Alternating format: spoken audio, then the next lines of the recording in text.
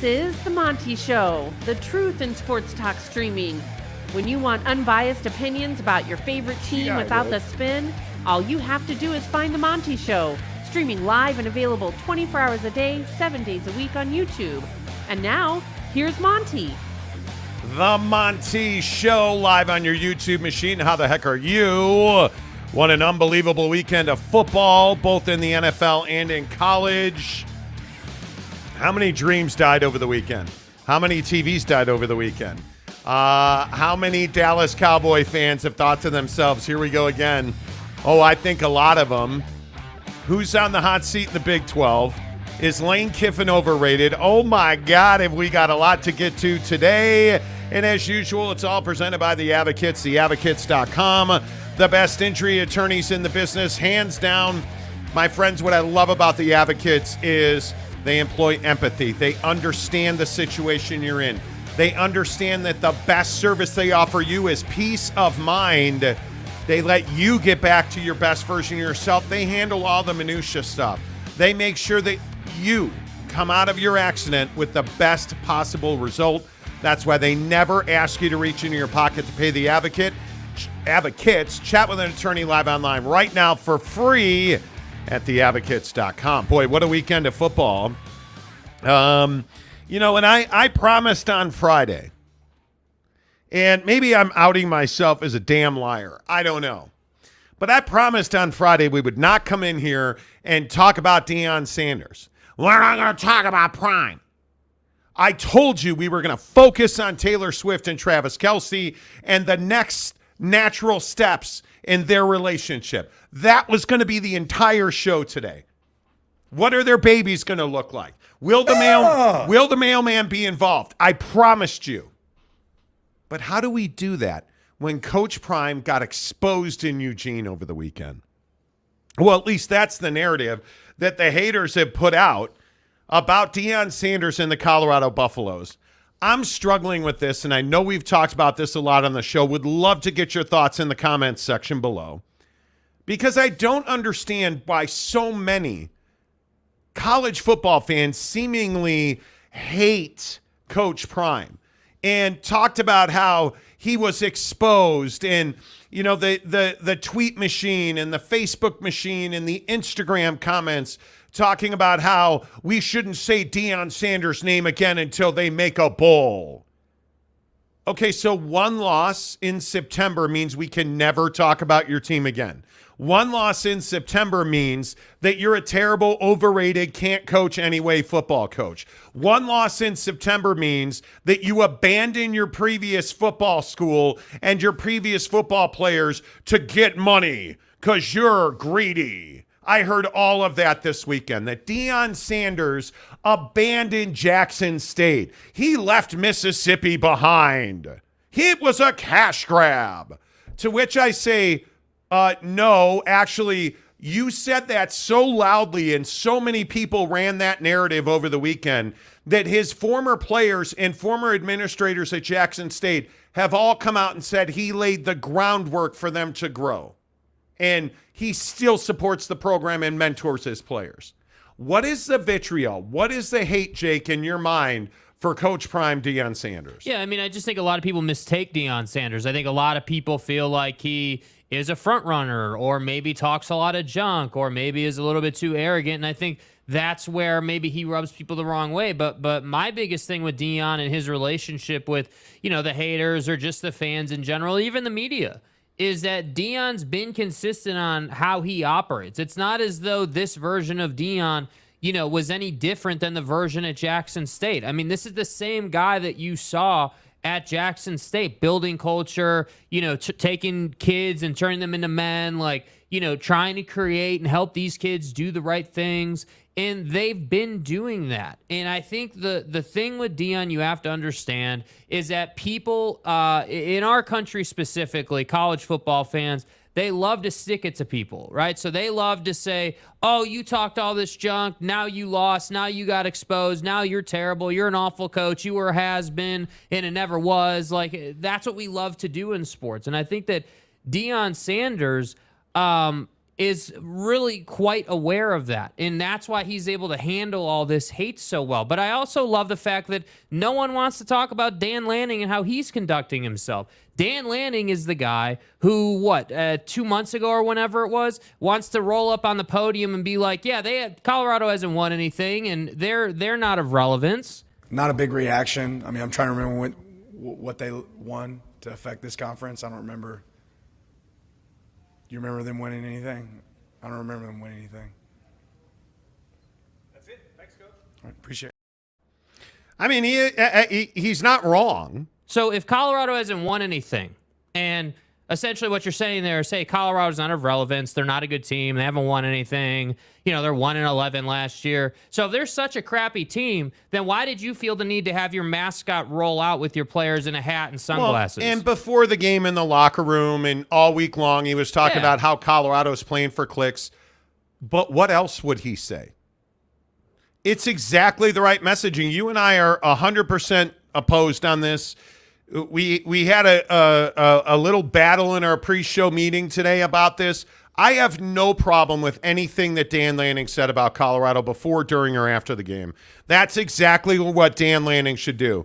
Now, the not so smart rhetoric that was run out ahead of the Colorado State game, well, that cost you a loss at Colorado State. Dan Lanning knew that his team was probably 2 to 3 times deeper and more talented than Colorado. That is the unvarnished truth about this game, and I don't feel like we want to say that. We want to insult Deion Sanders. We want to, I love the line when people say Deion Sanders sucks.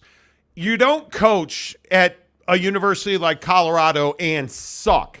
You don't play a professional sport. You don't play college football and suck. Did Deion Sanders get beat Saturday? No, he didn't. His team got beat because they're not as talented 6 months into his tenure, really, at Colorado. I have no problem with what Dan Lanning did, but I agree with what Deion Sanders said after the game. You better get Colorado now. I don't say stuff just to say it for a click, contrary to what some may say. But, I keep receipts. But I'm serious. I analyze and I understand what we're up against and what we have and what we need. One thing that I could say honestly and candidly, you better get me right now. This is the worst we're going to be. You better get me right now. Now somebody, I got messengers. God bless him though, man. He's a great coach. He did a great job. God bless him. He can take their shots. They won. I don't shoot. I don't do that. They won. That's what I've been telling you. You're never going to hear Deion Sanders go after another coach, another player. That's just not the way he is. And I think that's how it has to be. But the truth of the matter is, Oregon is a by far better football team than Colorado is. We talked about it on the show Friday. I told you I did not see a way that Colorado was going to cover. This was not a surprise. What is surprising to me is all of the smearing and all of the hate and the vitriol for a guy who's done nothing short of work miracles at Colorado. There's no way to look at what Deion Sanders has done just at Jackson and at Colorado and have anything negative to say about him. It's wild to me that people rip Deion Sanders because he wears sunglasses. That's what you have to go at Deion Sanders about. Your biggest complaint about Deion Sanders is he wears sunglasses. Friends, that tells you how good he is at football. Because there is no questioning that he is the second best punt returner ever in the history of the NFL. In the history of the NFL. He is arguably the greatest football player of his generation. And now he is, without question, one of the most successful football coaches this season for what he's done. He's tripled their win total in 4 games from all of last year. And we're going to sit here and rip this guy's sunglasses? I hope you continue to do that. because they're only going to get better. Yeah, and I guess what I would have much rather seen out of Colorado and Dan Lanning, and it's unrealistic to expect this. I understand Dan Lanning. This is not who Dan Lanning is, but I would have loved to have seen Colorado or Oregon not even acknowledge Colorado's existence. If you know you're 2 to 3 times as deep, if you know you're a better team, let's not even talk about them. Let's not make it about them. Let's make it about us, and we're just focused on us, and we're going to go out and execute, and the usual coach speak. And then when you beat them, when you throw 50 up or 42, then if you want to say something, say something. But I just didn't particularly love, all the smack talk and we're playing for wins and they're playing for clicks. Like, you made it about Colorado instead of just making it about you. It is also of note that Deion Sanders has more 5-star official visits completed and on the books for this season than Colorado has had in the last 5 years. In the last 5 years, Deion Sanders has more 5-star visits completed and scheduled than Colorado's had in 5 years. And I don't know if anybody was paying attention. Our friends out in Georgia lost a 5-star recruit today who decommitted. Anybody remember what his second choice for a school was? Colorado. That's why people, I think, dislike Deion Sanders, because he's good at recruiting. He's good at his job. If this was Lincoln Riley, and Lincoln Riley had come in with the fanfare and Caleb Williams and all this talent, and if you had the talent that Oregon or SC has, and then you had all this hype, and then you got blown out, okay, you're going to wear that. Yeah. Deion Sanders, is, in my opinion, has done nothing but succeed and lift people in the last several years of his coaching. Frankly, I only know him at Jackson State because of what he did his last year at Jackson State. Right. Which was unbelievable. And now you're looking at Colorado, and he's just gotten better. So I think we can sit here and crush him, but I look at Colorado. There was no expectation that Colorado was going to go to a bowl game. There was no expectation. I think we talked all 3 games all summer that they were going to win 3 to 4 games. Yeah. And what has he done? He's 3-1 now. Like, it's remarkable to me. It's remarkable to me what Deion Sanders has done. I'm happy for that cat. I am happy he's healthy enough to be this coach. I am sure that he is thrilled that guys like Dan Lanning are putting him at the top. That's the other thing I think a lot of people don't think about. When you have coaches the stature of a Dan Lanning ripping Deion Sanders and talking about how he's only here for clicks, which I think we all know is not true. But hey, again, I have no problem with it. But what Dan Lanning doesn't understand is that helps Deion Sanders in recruiting, because you're speaking the language of recruits. They understand. They like Deion Sanders. They respect Deion Sanders. They want to play for Deion Sanders. So when you continue to put his name at the top of the stack, I think it does nothing but help Deion. And I think Deion's earned that because you've beaten teams that you were not supposed to beat. I mean, namely TCU and maybe Nebraska and Colorado State. I mean, are those games that we all thought those other teams were going to win? Not really.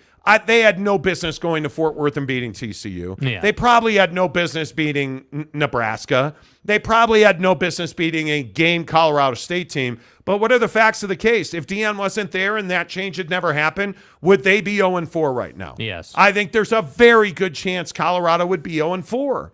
But they're not. They're 3-1. They're halfway to bowl eligibility, which is your goal at this point. And they're wildly successful. They're making tons of money. They're drawing huge TV revenue, and they're going to the Big 12. It's everything that you want in college football. And frankly, I don't have a single complaint about Deion Sanders. Yeah, and that's why I wanted to talk about this today, because I think that there's a whole slew of people who are just trying to rain on the parade because they finally have an opportunity. It was almost like a ticking time bomb. Like, you could look at the schedule preseason or whatever and be like, all right, well, depending on when they lose that first game, the hype might be able to build. And we all thought they'd lose right out of the gate, and then they didn't. And so then when they won again and Oregon was rolling up, you knew that it was going the Cinderella story, as Dan Lanning called it, which it's not a Cinderella story. But Dan Lanning refers to it as a Cinderella story is now over.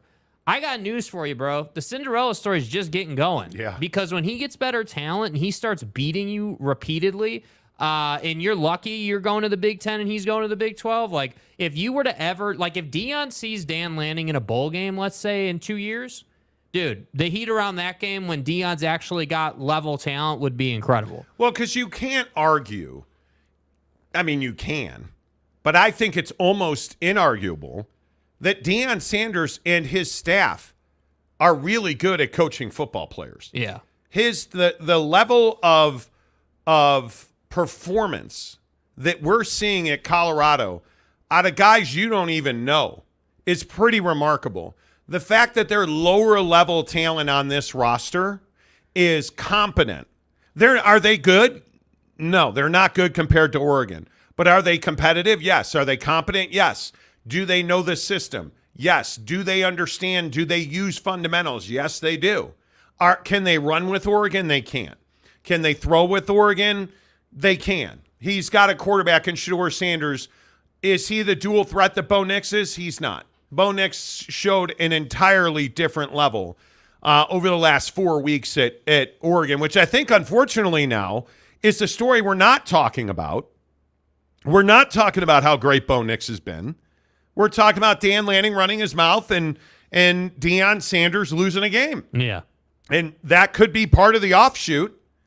But the bottom line on this whole Coach Prime thing is I think people hate on Deion because he's very good at what he does. It's the same reason people hate the Patriots. It's the same reason that people hate the pick the team, USC, Alabama, Georgia, Tom Brady. Like, pick the guy who's elite at what he does, and you're going to hate LeBron James and Michael Jordan. Yeah. That's just the reality of the situation. And Deion Sanders is in that class. After 4 games at Colorado, I think he has become, without question, the most talked about figure in college sports this year.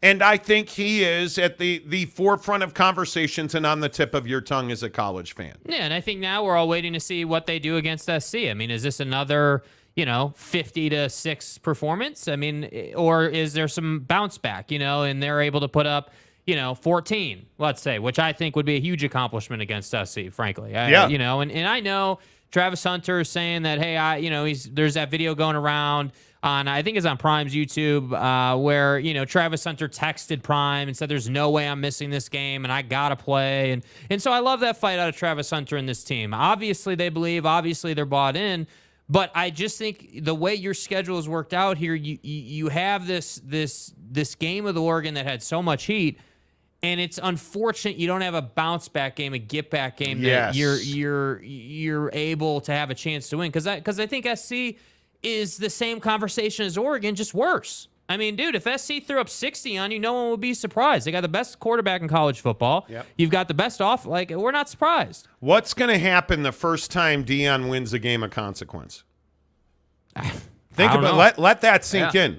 Because I think the other thing that we tend to do is we tend to make heroes out of zeros. I think what Deion Sanders has done at Jackson State and now at Colorado is nothing short of miraculous. I mean, to be an elite team at Jackson State as they were, I'm unbelievable.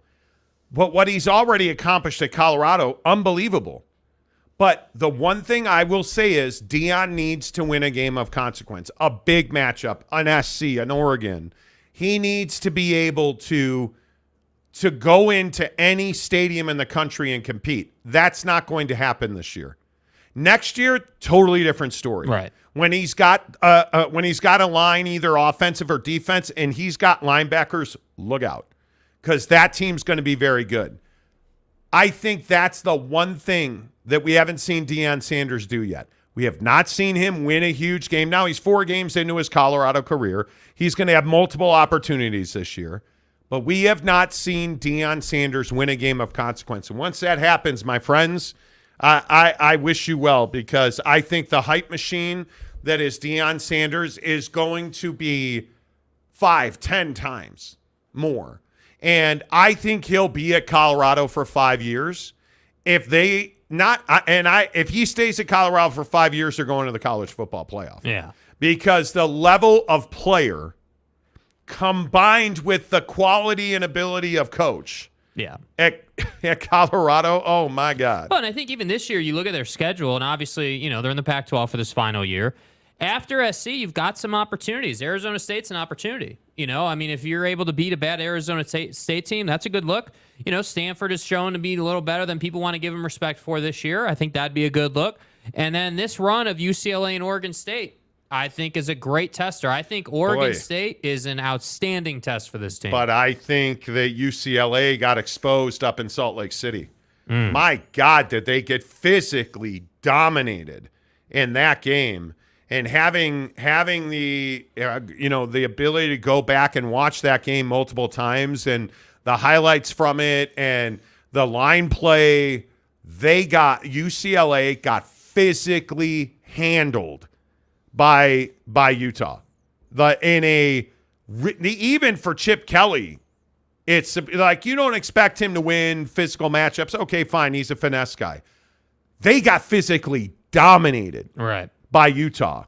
So I agree with you. There are some definite opportunities for Colorado. In the comment section, what was your game of the weekend? How did your team do? Some of the games that stood out to me, obviously Florida State beating Clemson 31-24. Jake and I were watching that game in a bar, having some, brunch fest, lunch and stuff. And it was shocking how bad Florida State is at just mere execution. I walked away from the Florida State game believing that those were two pretty mediocre teams, that I was not impressed at all. I was not impressed at all with Florida State defensively. Just out of position, how many times was Florida State repeatedly just in the wrong place? Linebackers overrunning cutback lanes by 3 to 4 yards, allowing Clemson to get critical fourth quarter first downs. And again, I think he's a wonderfully talented quarterback. Jordan Travis is not a Heisman Trophy candidate. Jordan Travis is not one of the best quarterbacks in the country. And I think the harsh reality is, I think Florida State is not a top 5 team. Not after what I saw in what should have been a 17-21 point win over Clemson. Because they had the opportunities, especially in the second half. And Jordan Travis could not execute. I was really disappointed in his play. Yeah, and I look at this Clemson defense, and the Clemson defense is just not that talented. It's not some amazing, hey, we're going to hold you down and wear you out type defense the way a Utah is, or whatever great defense you want to look at. And I think the disappointing thing is, when you talk about Jordan Travis, like, that's great, you threw for 289, right? But the idea that Johnny Wilson can't get 100 yards in this game against that defense. The idea that you threw for 56% against Clemson, and there's something you better recognize about Jordan Travis. This kid is a sub 60% completion guy. That's starting to become very clear. When he has not got 2 feet on the ground, he is a wildly erratic thrower. And you have a wide receiver, and really you have 2 wide receivers that can be all world.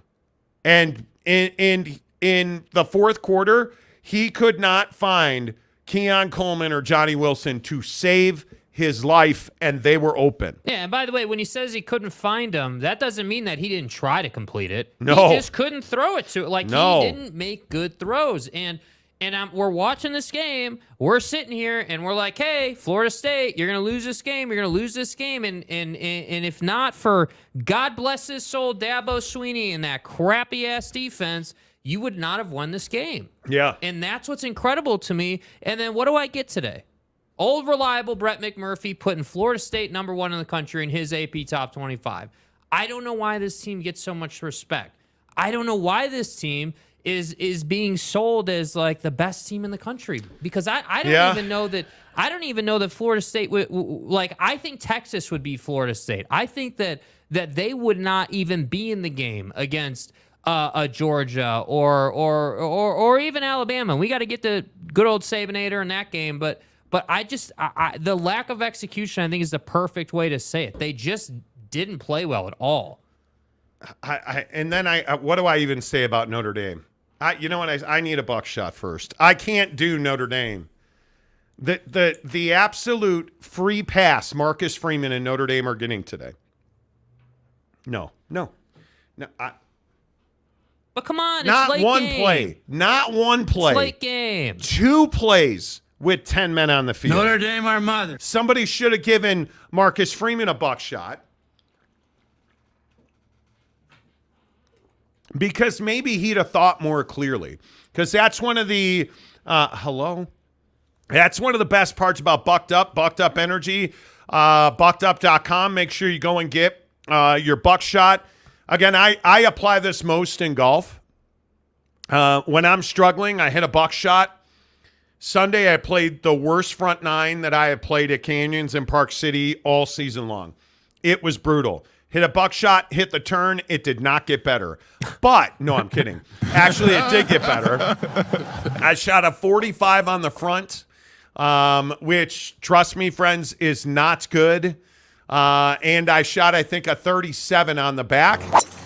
So you feel a little better about that. But you take buckshot, and you just get clarity of mind. You don't get some huge energy spike. You don't get any dips or drops. You just have more energy.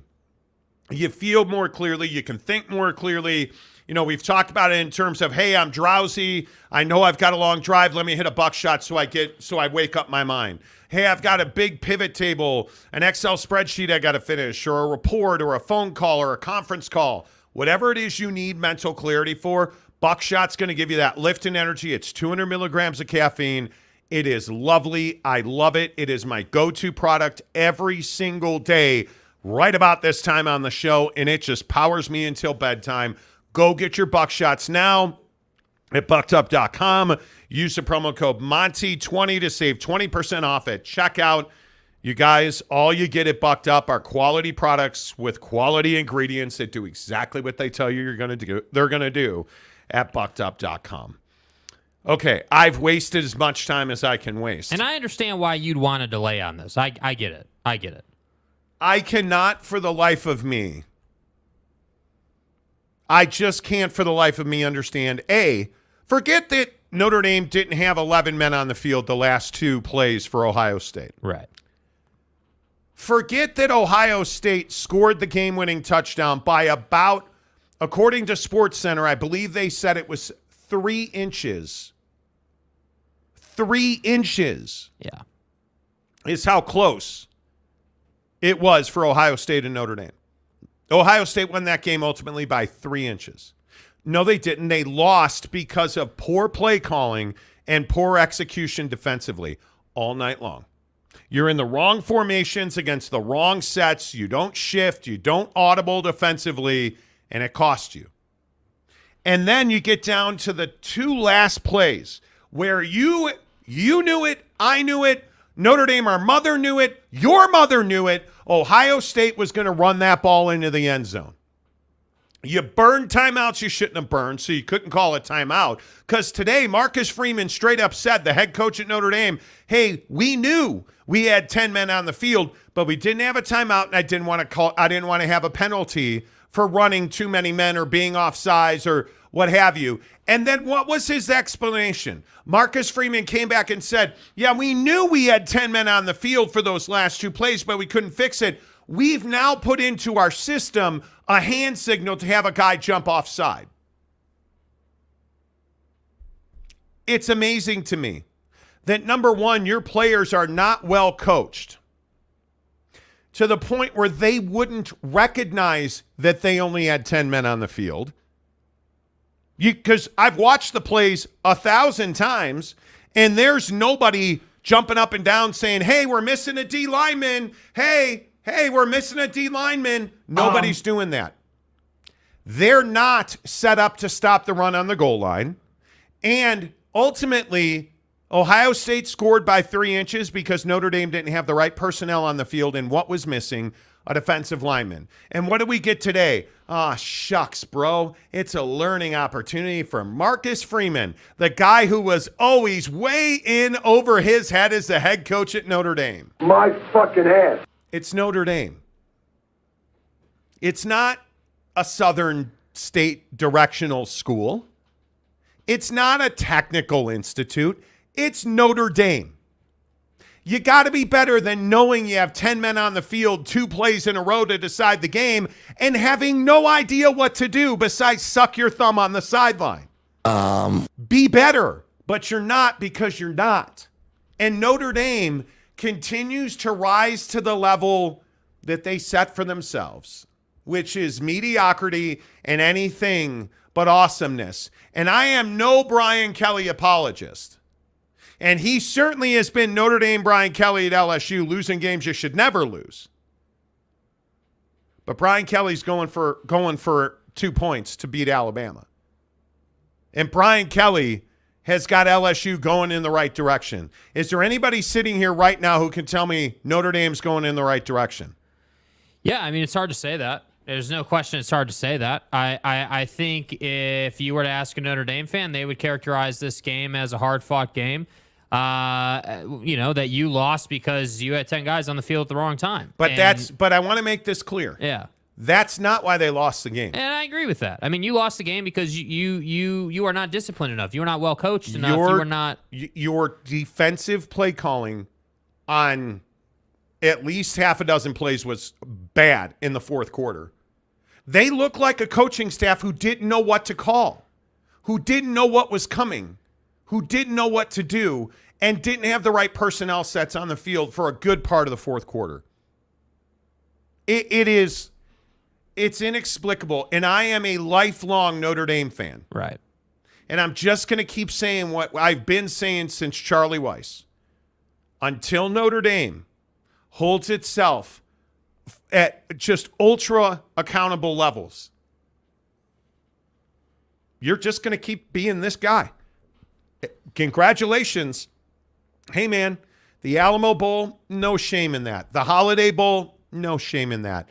The Pool and Weed Eater Bowl against your mom's Knitting Circle Institute of Technology, there's no shame in that.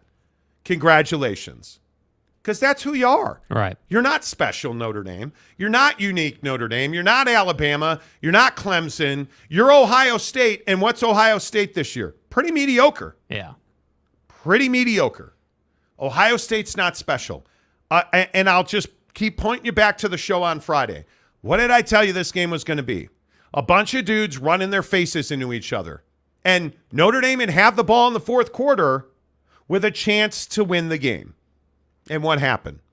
Notre Dame had the ball in the fourth quarter with a chance to win the game.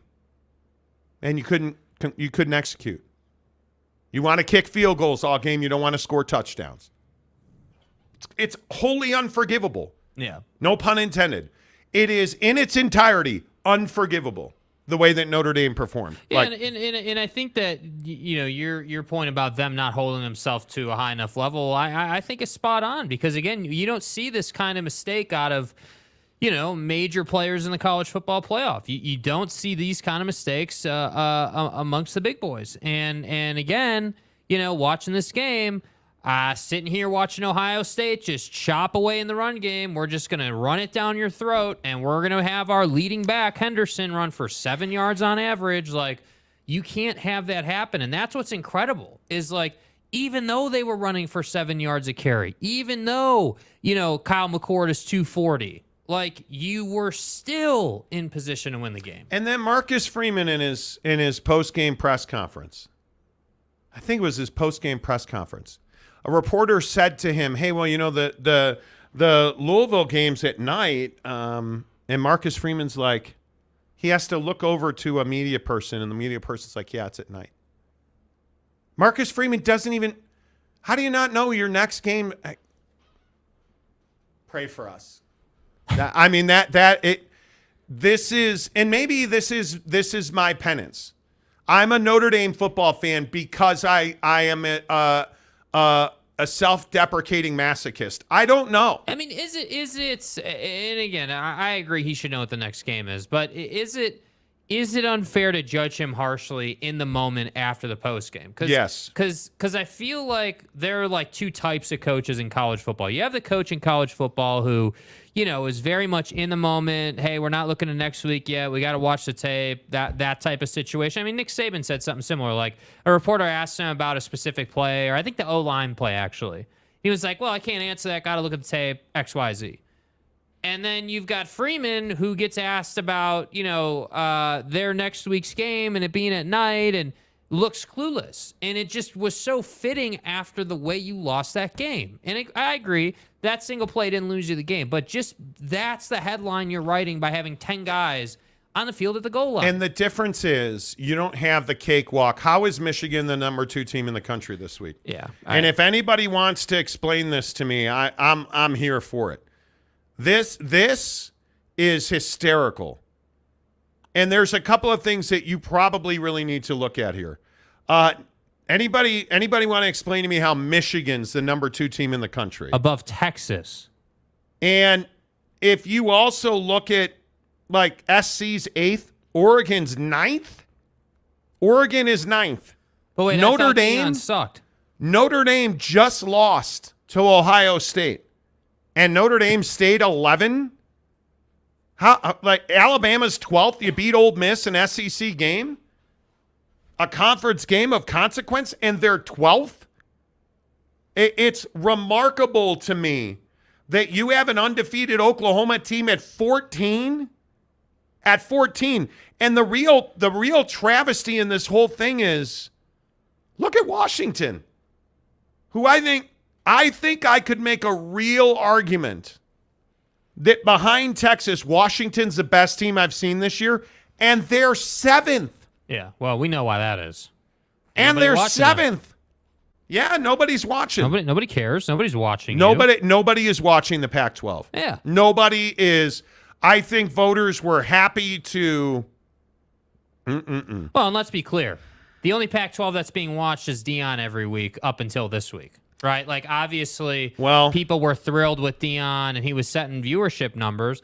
So now what I'll be curious to see is, okay, well, where do the viewers go now? Because if I'm a viewer, and I'll speak for myself, I do want to watch SC Colorado. I do want to see what the bounce back is. Not because it's in dispute who's going to win this game, but because I want to see the bounce back. Yeah. Right? Like, I want to see, what does Deion do now? He's got everyone piled on the hate train. Everyone's hating on him, saying all these mean things. Where do you go from here? And I would love to see Lincoln versus Deion and what Deion can do to slow them down, because you're not stopping them, but let's make their life as hard as possible. That, to me, I think is exciting. But Washington, I agree, is a true victim here. You're a really good team. Heisman Trophy caliber quarterback. What's not to like? Yeah, I am. I'm amazed by it. And then there's Texas. And my friends, I know you hate it. We talk about it every week on the show. Hate to break it to you. Who's the best team in the country? It's Texas. It's not Georgia. It is not Georgia. It sure as hell is not Florida State. It is the Texas Longhorns. And it is going to be remarkable to see this game at DKR against Kansas, because I think this could certainly be leading to the Red River rivalry. This could certainly be a trap game. Although Kansas certainly acquitted itself quite nicely against BYU. Right. But I look at Texas, that defense, I've never seen a faster defense. And I've watched football professionally as an analyst and as a member of the media for 25 years, maybe more. I've never seen a defense that's got that level of speed and hand talent. Them dudes can catch the football, and they are fast. And I'm talking about the defensive line. I haven't even gotten to the linebackers. I haven't even gotten to the corners. Yeah. That defense, they're in the right place. I feel like Texas's defense is in the right place every single snap. Well, and the idea that you can scheme a blitz to the point where You can pressure the line, bring the safeties, bring the corners if you want, and you're going to confuse the offensive line by, oh, that's right, dropping your defensive linemen into coverage 8 yards down the field. That's wild to me. I can't say that I've seen that. You don't see defensive linemen dropping into coverage. And I'm not saying they do it all the time, but just the idea that you have that ability is insane. I mean, the flexibility that gives you is incredible. Jalen Ford was at Big 12 football media days, and he was standing right behind our table set area, waiting to do an interview, and I was talking to him. And he straight up said, we want to be in the backfield all season long. And you look at the numbers against Baylor, and the fact that Byron Murphy had 2 sacks and another tackle for loss, 3 total tackles for loss. They racked up 8 tackles for loss against Baylor and 5 sacks. And I don't care who the quarterback was. That is a dominant defense. And I know it pisses people off to see how well they play. But, man, I'm telling you, like the Jalen Ford interception, his instincts flowing to the ball, it is Tavondre Sweat. Dude. You're not blocking him. Forget it. Just scheme it because you're not going to block him. And that secondary it's wild. Dude, it is absolutely wild how good Texas is. And I'd also point out if you're gonna let Quinn Ewers bust your ass off for a 29-yard touchdown run, just pack your shit and leave. Yeah. Because excuse my dude, come on, 43 minutes. Come on. Just pack your stuff and go. Pack your thing up. We're out of here. Because you're not gonna beat them if he's breaking you off like that. Yeah. And the idea that Jonathan Brooks is not only your best running back, but is a phenomenal blocker. And then your big play wide receiver was actually your big play tight end in Deion Sanders, my guy. Yeah. Good night. It's over. Yeah. They're going to win the Big 12. And that's why when I look at the AP, I'm like, hey, how is Texas not 1 or 2? Because Texas has had the measuring stick game. They did beat Alabama at Alabama's place. They've done that. And so that's why I'm like, hey, even if you're not a Texas guy, even if you don't even like Texas, how can we sit here and be like, yeah, Michigan, khakis, when they haven't played anybody? Yet here we are week in and week out, and wild. Harbaugh wants to joke about 150 football games on his TV at once, yet I get to sit here and look at some garbage AP poll with Texas behind Michigan. That's what I don't understand. Yeah, I don't I don't know, man. It is wild. And then real quick, because I need to eat some crow. It was fun while it lasted, Texas Tech. It was fun. It was fun being excited that maybe the Red Raiders could be the surprise of the Big 12. It was fun that maybe Wreckham could wreck them and we'd be pew-pewing all season. Now that's all dead now. You don't lose to West Virginia, and I don't care if you play that game in the middle of the Atlantic. You don't go to no real team. And I know, Morgantown, you're going to be pissed, and I love hearing from our West Virginia fans. You don't go to West Virginia and lose and call yourself a quality program. You just don't. You just don't. Yeah. And it is shocking to me that we are going to sit here and we are going to make excuses for Joey McGuire and the Red Raiders. Those excuses are all gone. You're not very good. You're not well coached. Your offense relies far too much on big plays and rarely executes them. And I as far as I'm concerned, Tyler Shucks should never take another snap at Texas Tech. It's over. It's over. The honeymoon, this idea, it's over. It's over. Tyler Shuck, you should have probably stayed at Oregon then. I don't know. Yeah. You're done at that. What is the point? Like, there was a Twitter conversation over the weekend about, oh, well, we got to get the kid back to 100%. We're not making injury excuses. Was he under center? He was. That means he's healthy. If he's on the field, there are no excuses. He was on the field. Yeah. This team deserves a better quarterback. And now I think after the way that Tech played in this game, now I think you have to ask yourself, is Joey McGuire the right guy for this job? I'm stunned. Why? Okay, Laramie, I get it. Tough, altitude, your mom, like all the excuses, I'm here for it. You should have beat Oregon.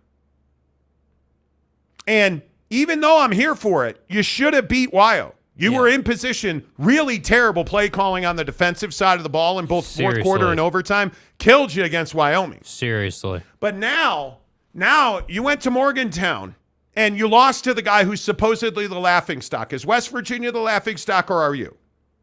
Because now I'm having trouble. Better check the decal on the helmet because I'm not sure which is which. Yeah. And it's time to start asking real difficult questions about Texas Tech and their ability to prepare for a football game.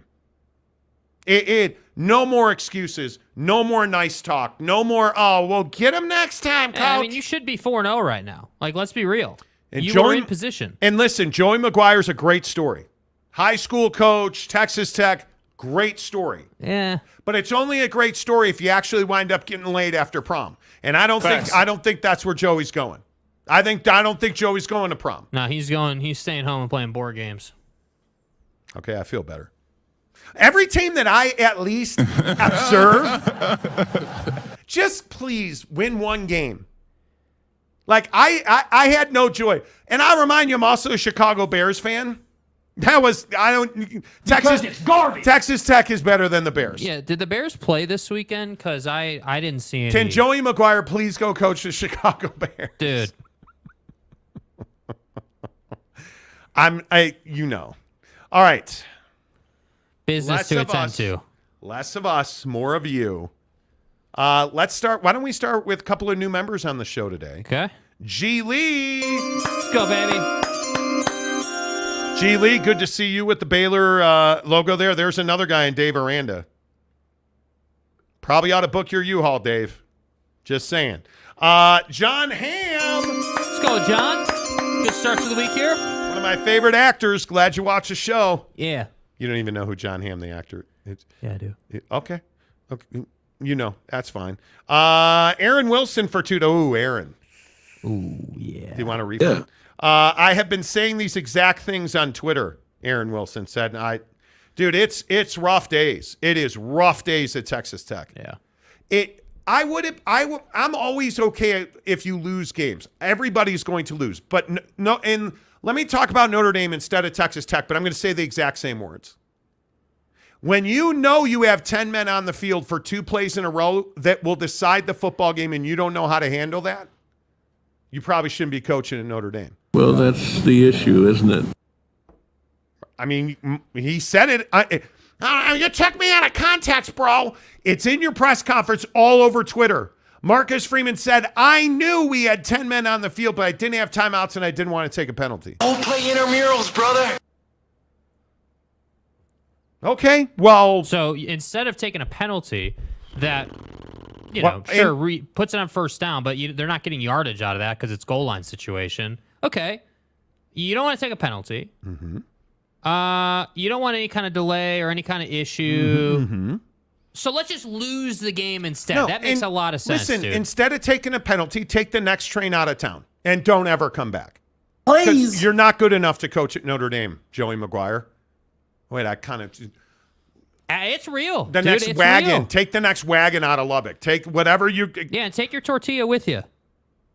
Like, I don't know how you coach at this level, and you don't know what to do when you don't have timeouts. Yell at them to jump offside. Yell at them. Yell at them. Have you no voice? But he's a young head coach. He's inexperienced. For crying out loud, Jesus is watching the game right there. Jesus is watching the game right up there, and you don't know what to do? Please. In God's name, image, and likeness. Come on. Please. Help me. Casey Anthony got away with it. Okay. Appreciate the $5. Ryan Day is a jagoff. Wow. Well, here comes. I mean, Here comes the hey. He talked junk about Lou Holtz comment. okay, they deserve that. Lou, listen. First of all, I'm not the only one who thought Lou Holtz is dead. And by the way, I'm not the only one who still thinks Lou Holtz is dead. And I saw the interview he did on ESPN with Pat McAfee. I'm Shiva, the god of death. All right, Ryan Day is a jagoff. Also, congratulations to Justin Fields to throw for almost 100 yards, which is really hard to do when you play the whole game. Everybody, let's go. Let's gas. Fucking right. Oh, sorry. My bad. I got carried away. I apologize. I was trying to make Justin Fields is not an NFL quarterback. Matt Eberflus, go coach Texas Tech because you're not an NFL head coach. They need you. You're not an NFL head coach, man. Like You can drive your ass back to Texas. do you get okay? Notre Dame, yeah, you're not good. The Bears, you lost $100,000 worth of merchandise. Yeah, That's out of the window. Somebody robbed you. and quite literally drove through your fence. You can't make this up. Raptor 88. I signed up for Tri-Day trading. Let's go, baby. Let's go, Justin Fields. Let's go. You got it. Motherfuckers. Help me. My mind is blown. Dude. Stay hard. Yeah, dude. My guy, All of Raptor it. 88. Let's go. I love it, dude. That is TridayTrading.com. You guys, you got to make it happen. I tell you every single day on the show, stop complaining about your boss. Stop complaining about your life. Stop complaining about going back to the office, the TPS reports, the price of gas. Stay at home and work for yourself. TridayTrading.com. Sign up. Do it. As Raptor 88 did, for your $10 charitable donation. You give $10 to Tri-Day Trading, they give it to charity, tax write-off. And then you flip around and you get the best trial membership you've ever had. It's 30 days. They give you the entire program. Professional, elite level day trading coaching. All about their process, their algorithm, their software. They show you everything. At the end of that 30 days, is it not for you? Okay, walk away. Nobody does. When you sign up at Tri-Day Trading, you realize very quickly that the $1,000 a day that full-time graduates of the program are making is legit and real. Go get it. Go get it, man. Congratulations, Raptor. Let us know how it goes. John Teal for $5. Haters only push kids towards Deion. 80% of the blue chip, 4-star look, walk, and talk like Deion. Don't offend them talking about the culture. Some of it is the culture. No doubt about it. You're exactly right. Okay, Casey Anthony got away with it for $20. Let's go, baby. Dan Lanning's a jagoff. Thank you. Okay, well, thank you. Let's Can you write that down? Let's see. List of jag-offs. Okay. Jakey Two Holes, number 1. Correct. Yeah, obviously. Yeah. I knew today would be shitty. Dan Lanning, number 2. Kenny Dillingham. Hey, whoa! You forgot Ryan Day. Ryan Day, yeah, the golfer or the coach? I don't know, dude. Ryan Day. Okay. Dan Lanning is a jagoff. With all due respect. He knew they couldn't lose the game and he wouldn't have to play them again, and they lost their best player for the game. He took over an elite program. Deion took over a 1-11 team. That's why Dan Lanning, you're a jagoff. Thank you. And people want to tell me that nobody cares about this. I'm telling you, it is the essence of college football, dude. Dan Lanning is the ultimate front runner, the ultimate take over a successful program and then go pick on the little guy. Last time I checked, Dan, you haven't beat Georgia or Texas or Florida State or anybody. Have Mondays, has a single Monday in the last month let us down on this show? And I swear to God, Dan Lanning, when you go to your bowl game, that is, the college football playoff is on the line and you lose, I will come for you that next Monday. I swear to God. Harry Austin, what's up, my San Antonio guy, for $6. Let's go. I thought we agreed to not talk about Colorado football, pro or college. Oh, yeah. And yes, $1 for every point CU score. Damn, bro. Damn. Here's $1 for every point CU scored. Oh, they got shut out. You're broke. Pretty much. Man. Love you, Harry. John Teal for $5. Just beat Arizona State, and Stanford. Give them 6-6 in a bowl game. Colorado has 5 wins in the last 2. I believe people are jealous and need a buckshot. Agreed. Yes, I agree that people need a buckshot. I think there is a lot of. I don't want to get too philosophical. It's a Monster Monday of football and everything, but I think there's a lot of people who don't like other people that succeed. Yeah. There's a lot of people who like to be rain clouds. Honest to God, on a bright, sunshiny day, oh yeah, hey, there's Steve. It's a rain cloud. Oh, what a loser! There's a lot of people who resent success, and I think Deion's dealing with that. Delaric for $5. Most of those 5 stars are big guys up front, which he knows he needs. Yes. He's talking about Deion at Colorado has more 5-star recruits that have already and are planning, have scheduled official visits than they've had at Colorado in 5 years. Let that sink in. 5-star recruits, the highest level of recruiting. And if you don't know this, I don't mean to be a simp, but 5, 4, 3, 2, 0. Everybody fights over the 5 stars, 4 stars, 3 stars, right? At Colorado, I want to say it'd been 2 years since they had a 5-star recruit visit. And Deion has had more. I think he's got something like 20-something 5-star recruits scheduled for official visits. Yeah. It's a wild-ass number. He's doing the job. Yeah. You want to play. You want to play for Deion Sanders. Yeah. Gator MF. How about your Gators? Beating Charlotte 22-7. Graham Mertz. Wow, man. Whew. 20 of 23 for Graham Mertz against Charlotte. No, I'm not doing it. Man, what a schedule. Dan Lanning had the Missouri Redneck swag. Him and Deion are both great. That should be the story. I agree. They're both great. They're both great. Right. No doubt about it. John Hamm for $5. You two are entertaining, and thank you for that. I used to call my wife Lucifer, but I had to apologize to Lucifer for that, as he is at least has a code.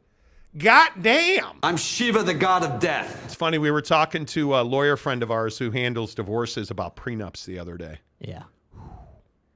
That's okay. That's not good. Big shout out to our guy Aaron Wilson, gifted a membership. Yeah. Let's go. Appreciate you. You guys are amazing. By the way, we have 2 levels of membership. Neither one of them gets you the brand new Apple Watch Ultra with the 9 series chip in it. No, stay hard. You don't get any of that in our membership, but you do for $1.99. Okay. Is your wrist sore? No, in my shoulders get to hanging low and stuff. But the point is, for $1.99, you get your comments highlighted and read. We always read member comments first. We get thousands of comments per show. For $9.99, you get a invite into our members-only Instagram chat, which is phenomenal. It's worth the $9.99 a month. Trust me when I say that. We have a great community. Hook it up. Lots of Deion hate in that group too, by the way. So, feel free to. Yeah, for all the haters, just jump in the group, Casey Anthony gave us $7.26. Oh, okay. I like it. A penny for every yard the Dolphins got versus Denver. P.S. Bro. How about the Dolphins? How pathetic was it that Russell Wilson played the entire game to pad stats? Was it that? Okay, so hour number 2 of the Monty Show, as always, is presented by our good friends at The Advocates, theadvocates.com, the best injury attorneys in the business. The Advocates, you can always talk to an attorney for free at theadvocates.com. You never pay a penny to talk to an attorney, ever. There are no consultation fees. There are no retainer fees because you don't pay the Advocates unless and until they win your case at theadvocates.com. Was that to pad stats or was that as punishment? I don't know what you say about the Denver Broncos because this Sean Payton was hired and people thought, well, this is it. The Dolphins are going to lose at Denver. People Myron. That didn't happen. Yeah. Russell Wilson, nope, that didn't happen. I mean, listen, I like Sean Payton. I respect Sean Payton as a coach, but maybe he needs Deion to come flip that roster over. No, what he needs is somebody who will actually, throw it down the field where he's supposed to throw it. Like, I love Russell Wilson, but it's no secret. Russell Wilson isn't some, all-in, head-over-heels believer in the Sean Payton system. But I thought he actually played well. Yeah. I did not think. I don't think Russell Wilson's the problem there. Mainly, I mean, you gave up 70 points. I mean, you might want to stop. I'm not a football player. I get it. You might want to stop somebody. And if the Cheetahs run in right through the middle of the field, I mean, you probably shouldn't just stand there and watch this. And I don't know who. I'm not sure who the safety was, but and the safety's like, oh man, that dude is fast. You guys see how fast Tyreek can run, dude? Hey man, you guys watching how fast the Cheetah's running he's over here, man? faster now than he did at the combine, man. Man, he's going all the way.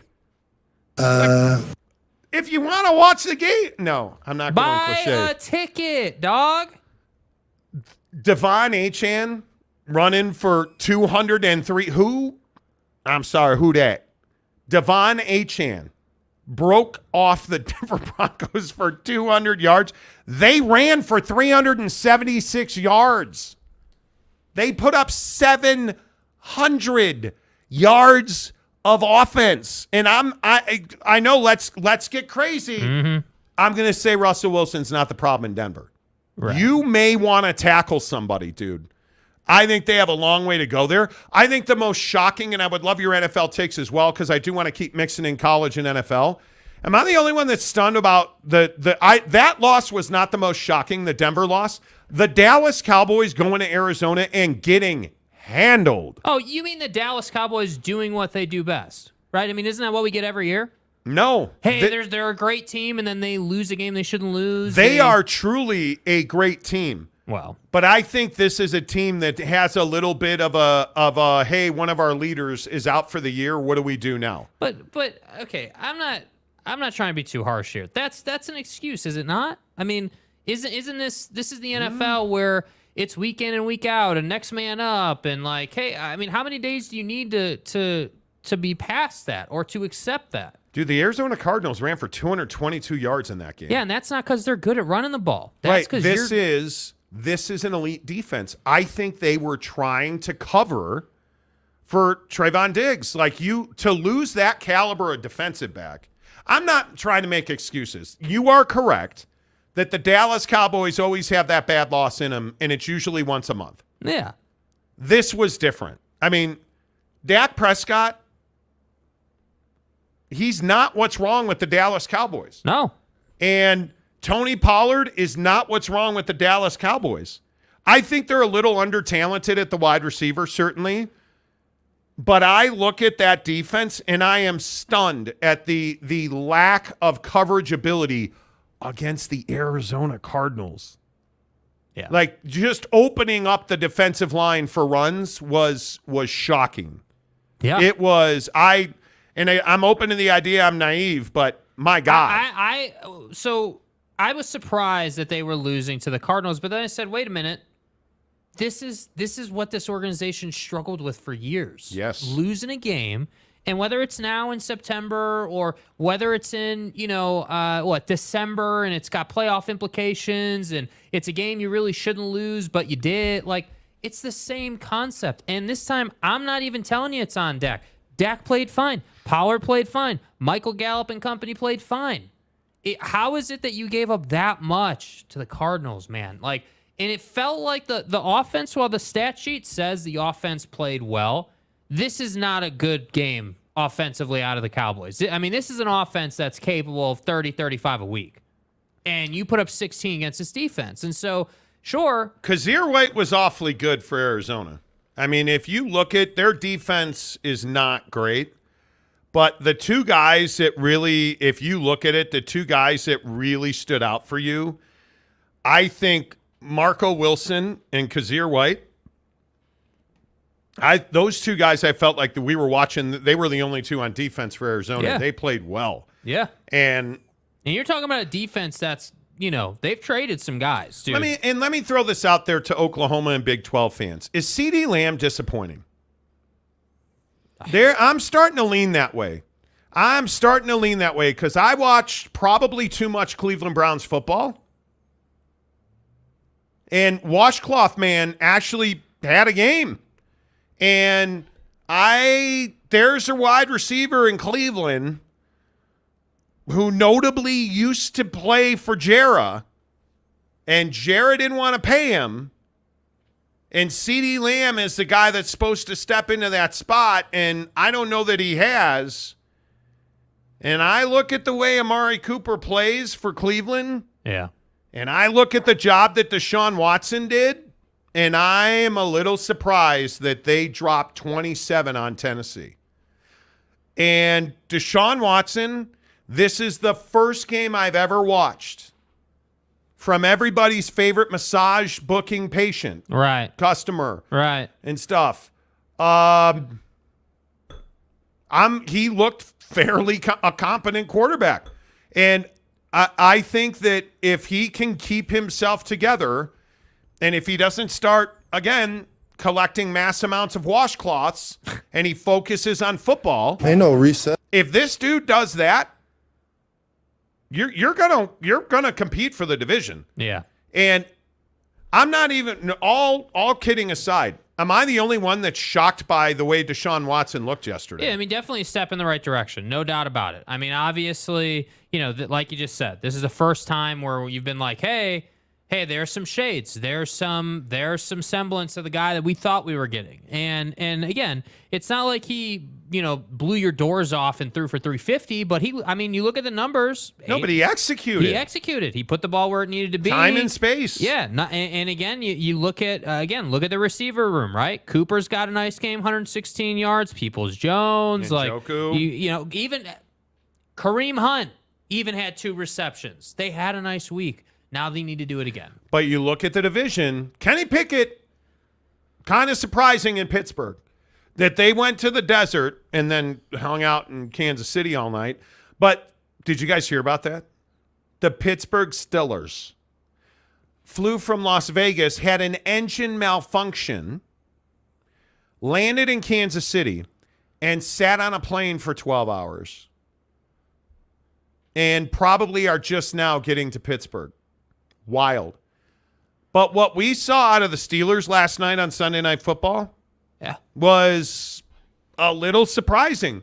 The loss by the Baltimore Ravens, a lot surprised. That division's wide open. And Joe Burrow, we're waiting to find out if he's going to play tonight. I don't think he will. Why would you play Joe Burrow tonight? Just don't. Joseph Lee Burrow. How about my guy Cleveland Rocks for $2? How about those Browns? Let's roll, dude. Seriously, Casey Anthony got away with it for $5. Mr. Washcloth is back. Losing Nick Chubb forces Deshaun to carry the offense. At Houston and Clemson, he never had that elite workhorse. He had to be the guy. Oh, that's not wrong. Yeah. Did you hear that Nick Chubb, you told me, I know you know. Yeah. But Nick Chubb only tore his MCL. Yeah, and news that shocked the world. Only tore the MCL. Only out 6 to 8 months. That's an incredible break. That's wild based on the video. I don't know. I don't know, dude. I don't know. Hey, look at that. Another new member, Carrie Lee. Oh, let me pull it out here. Hang on. Okay. Let's go, Carrie Lee. Appreciate you very much. Good to see all you guys jumping on the membership. Really helps the channel grow. Thank you for that. Boy, what an hour and 10 minutes we've had on the show. Couple other things in college football. I don't want to get too far away from the Alabama game as well. I think there's a storyline in there. Alabama beats Ole Miss 24-10. Roll Tide! So a certain person walked into the studio and was like, wow, we got to talk about Nick Saban's legacy. Kiss my butt! That legacy's intact now that he beat Ole Miss. God, do you understand how many games that guy has won? It's not about that. It's not his legacy's intact. If he never wins another game and loses every one, his legacy as the greatest coach ever is intact. That's why we have fine mom. The biggest question I have is, do you realize that anything happened before the day you were born? Number two. No. Let's talk about Lane Train's legacy. Because it's getting old with Lane Kiffin. Yep. And if you watch this show, you know I am a Lane Train guy. Right. I'm usually the conductor on the Lane Train. Can we win a big game? Any big game. Has this guy ever won a big game? I think the answer is no. Lane Kiffin is that ultimate guy who hypes you up and gets you ready. And, oh, look at Jackson Dart. Look at the flowing lettuce on Jackson Dart. He's a lefty. Lane Kiffin's a quarterback guru. Jackson, Lane and Jackson, we're good. Ole Miss lost again to Alabama. Fucking A. This was supposed to be Lane Kiffin undercutting Nick Saban. This was supposed to be the pupil beating the old man, and Lane realizes that there were 9 different defensive play callers every week. Oh. Well, it turns out they called the right plays against Ole Miss because you guys couldn't score. Oh. And I'm just asking, is Lane Kiffin overrated? Well, yeah, I mean, clearly, right? I mean, just like you said, Nick Saban disciple, someone who's clearly really talented, but just hasn't gotten over the hump yet. And yeah, I do think last week, I remember talking about it on the show. People were wondering, is Nick Saban still the guy? Is Alabama still that team? Like, I think it's absolutely a relevant conversation. I mean, maybe legacy is the wrong word, but Nick Saban and his reputation currently needed that win. And he went out and got the job done and deserves credit for that. And yeah, Lane Kiffin can stop impersonating Nick Saban in press conferences now. Okay, the comment of the year has arrived. Okay. I mean, wow. Wow, Kaufman. Really? Hey, Monty, I think you might want to find some new football teams to root for. Wow, man. Boy, that really... Yeah, I mean, seriously. Truer words have never been spoken. Bryce Martin. How was that Texas Baylor game? Is Dave Aranda getting fired? Yeah, he should be, but... Who's in a worse spot, Baylor or Texas Tech? Baylor, because there's expectations. I think Baylor's in a far worse spot. Bryce says, "Yikes! How the turns have tided." Right? Rafi Hughes. We're going Rafi Hughes. What's up, Rafi? Both Harbaughs are Jagoffs. How is Michigan number 2? You guys saw Speaking of Jagoffs, you guys saw the AP poll this week, right? Like, somebody help me. Help me do something other than be a Notre Dame fan. How is Michigan number 2? It's a defense. How is Texas not number 1? Even if it's Georgia, because they're 2-time champions. Roll, SRT. Kirby, not so smart with the cars, says, hey, we are gonna absolutely go for a 3-peat. We're never been better. Bro. Okay, leave Georgia number 1. How is Texas not number 2? Right? Yeah. Am I crazy for that? No, you're not crazy. That was some of your best work right there. What's that? Kirby not so smart with the cars. Well, dude. Seriously. No, yeah. I don't know. I think you can make a strong case. Like Georgia, I get it. Okay, national champions 2 times in a row. Okay, just on merits alone, you're undefeated. You're number 1 overall. Michigan hasn't won a damn thing, has a weak-ass schedule, and a coach that was suspended and said that their season was over. Yes. And yet they're still number 2. Then I get to Texas, a guy running that program in Sark, who everyone wants to say Alabama's going to beat the alcohol out of them, and you want to make all these terrible jokes. God. And what did they do? Come on. They went into Bryant-Denny, got the job done. They went into Waco, got the job done. And not only got the job done, but beat the hell out of Baylor and Dave. So I just don't understand the respect for Michigan, especially after the playoff performance last year.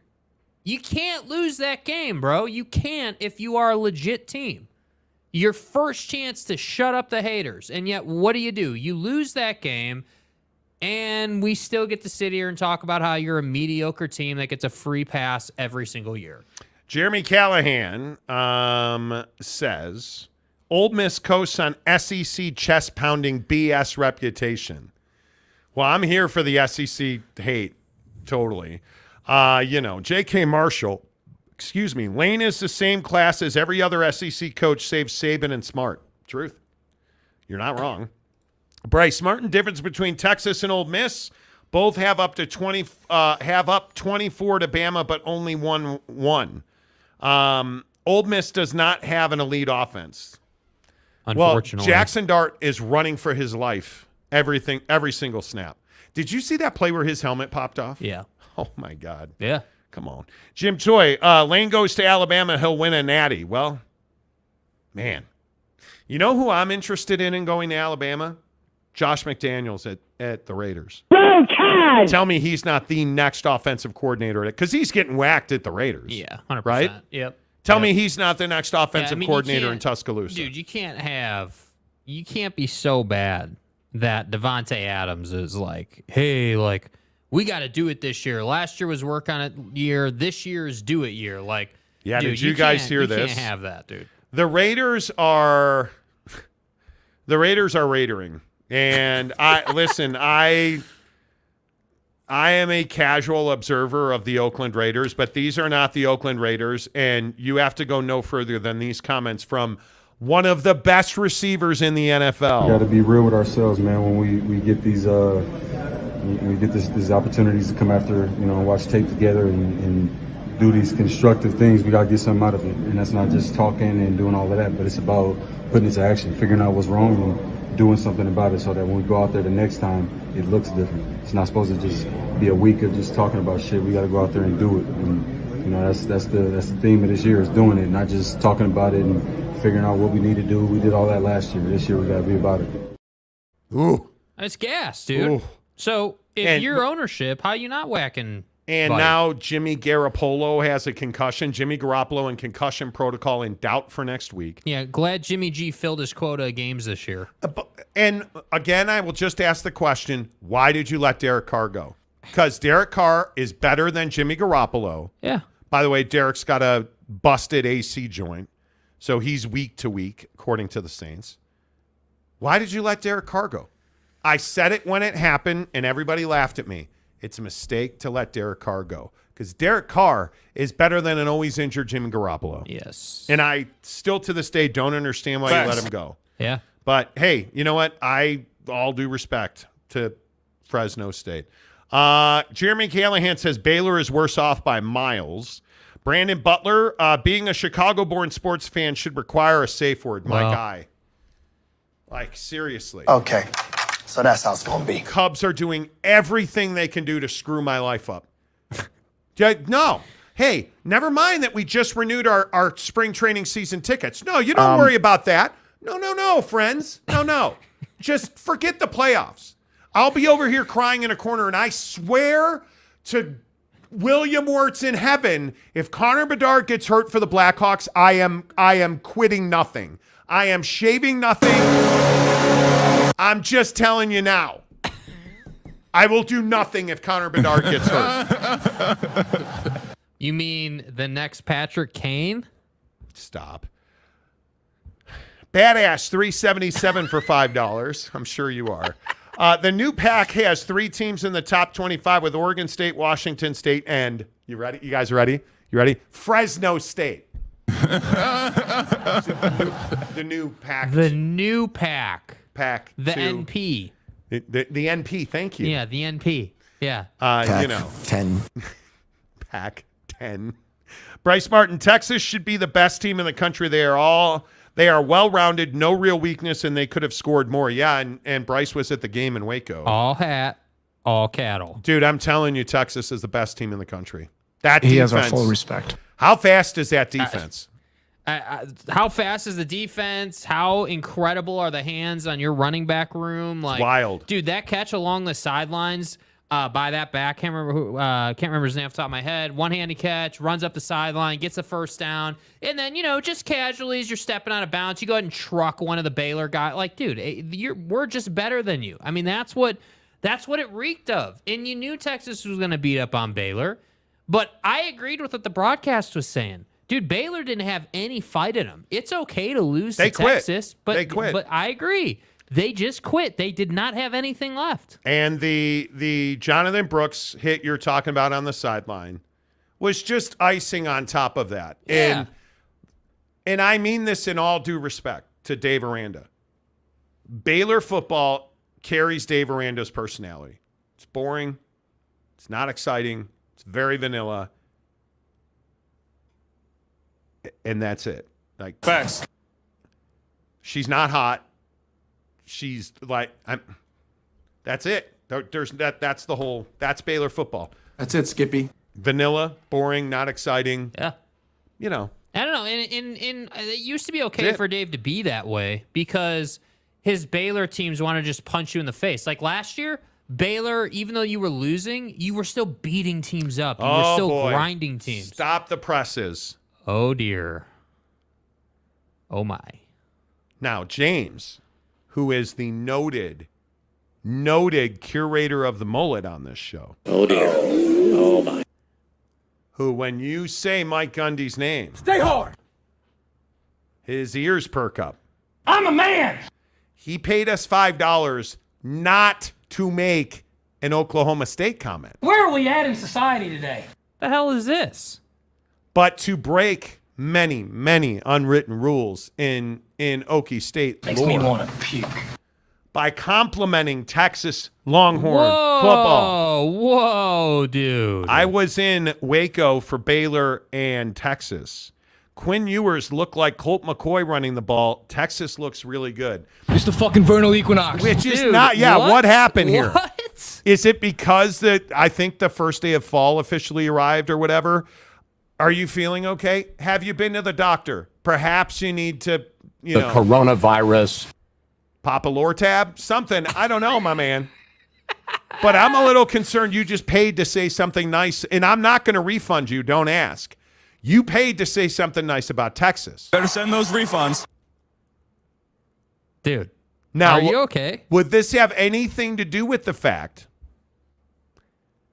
that, Okie State these days, I mean, listen, everybody has, a terrible.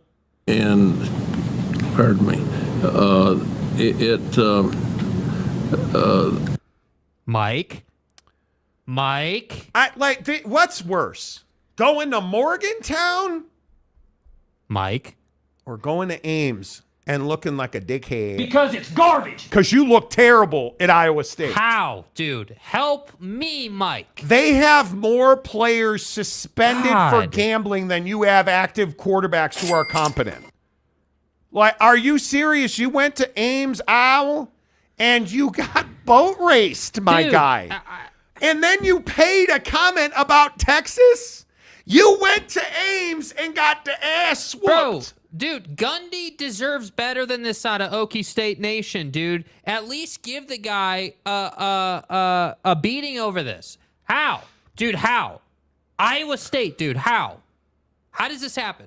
I'm not surprised. You know how it happens? Because Mike Gundy doesn't want to recruit the way he needs to recruit. Mike Gundy's comfortable and knows, hey, we're Okie State. We're probably not a frontline college football playoff team. We just kind of need to go to a bowl every year, and I'll be fine. Everybody's talking about the quarterbacks at Oklahoma State. And admittedly, Bowman threw 2 picks. That's never good.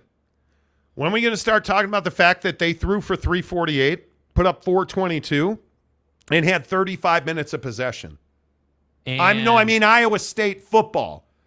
Like the football team at Iowa State. Keep it real. Had 35 minutes of possession. But wait, like the clock's Cyclones. moving. The clock's moving faster. Like Breece Hall plays for the Jets. Brock Purdy plays for the 49ers, I try to forget. They still possess the ball 35 minutes. Dude. How? Mike Gundy's fine. I mean, T. Boone Pickens is asking for a refund from the grave. Like, what are we doing in Stillwater? What are we doing? Nothing good, dude. Dudes. I mean, and I'm being serious, James, and I'm not even making a personal with you, but I'm being serious. Dude, as a fan base, are you not pissed? Are you not like, hey, what is this? Like, again, I'll just keep pointing this out, and it's no shade. There are many teams in the college football landscape who are never going to sniff the college football playoff. And my opinion is Okie State's one of those teams. Damn good Big 12 team. You have no business being in that conversation. Okay, James has made an excuse. Okay. All right. Okay. James has made an excuse, and it has to deal with his fiance. Stay hard. Okay. My fiance's a Baylor fan. Come on. That's why we went to that game. Now let me ask you something. Hiscock. Listen, I'm not a guy who I've been known to romance the stone, right? Here I am. Should you be dating should you be nuptially in agreement with somebody who is a Baylor fan? Jackass. Now, that's better than being married to a Texas fan, horns down. Hook 'em, girl. Because your horn will never be up if you're married to a Texas fan. Wow, so bro. See what that was? See what you did there. That was a marriage joke. Right. But should you be dating a Baylor fan? Dude. Or engaged to a Baylor fan? Dude, James, how are you doing this right now, bro? I mean, again, I think we can agree Baylor's better than you right now, and that's hard to say. Dave Aranda or Mike Gundy?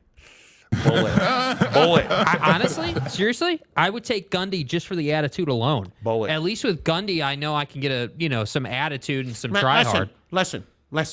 Nobody cares about Bedlam. Nobody. Just focus on the mullet. Don't focus on my kid at quarterback or Bedlam, because we're not talking about that. Nope. Chris Phillips. This show is off the rails now.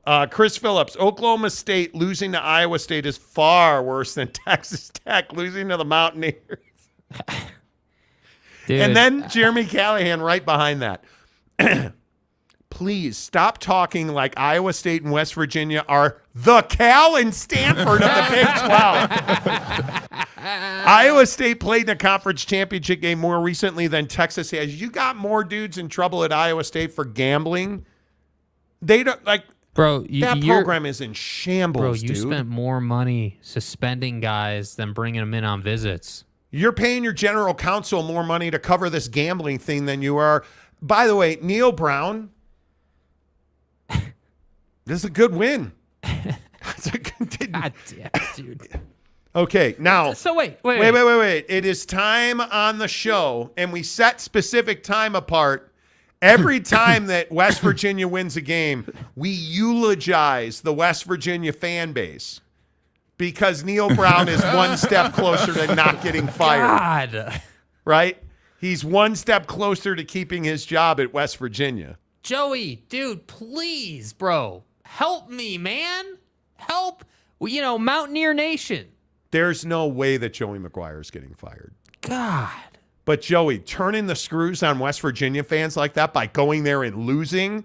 You're out of your freaking mind. So that Neil Brown's job feels a little more secure. That's just cold-blooded. Dude. That's just cold-blooded because, Cold-blooded, clean, methodical, and thorough. Dude.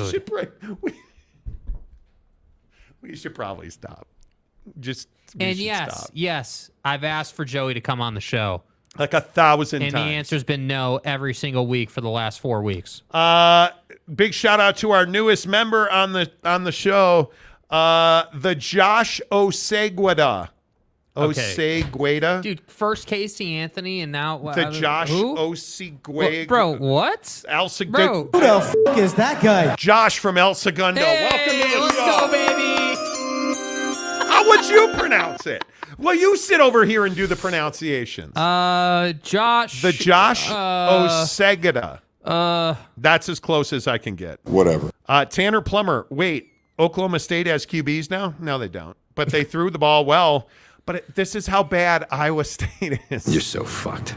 This is how bad they are. Alan Bowman, 23 of 48, 278, 2 scores, and 2 picks. He's also their second leading rusher, 4 carries and 5 yards with a touchdown. Bro. I mean, that's fine. That's fine.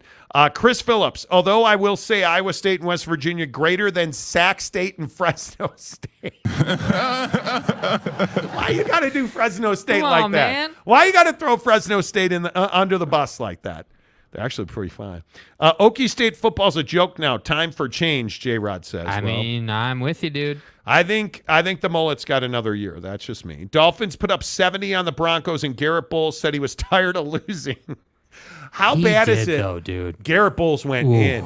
He's like, I've been here for 12 years, and Been all here we do is 7 lose. years, and all we do is lose. I'm getting tired of this, man. And what are you going to do?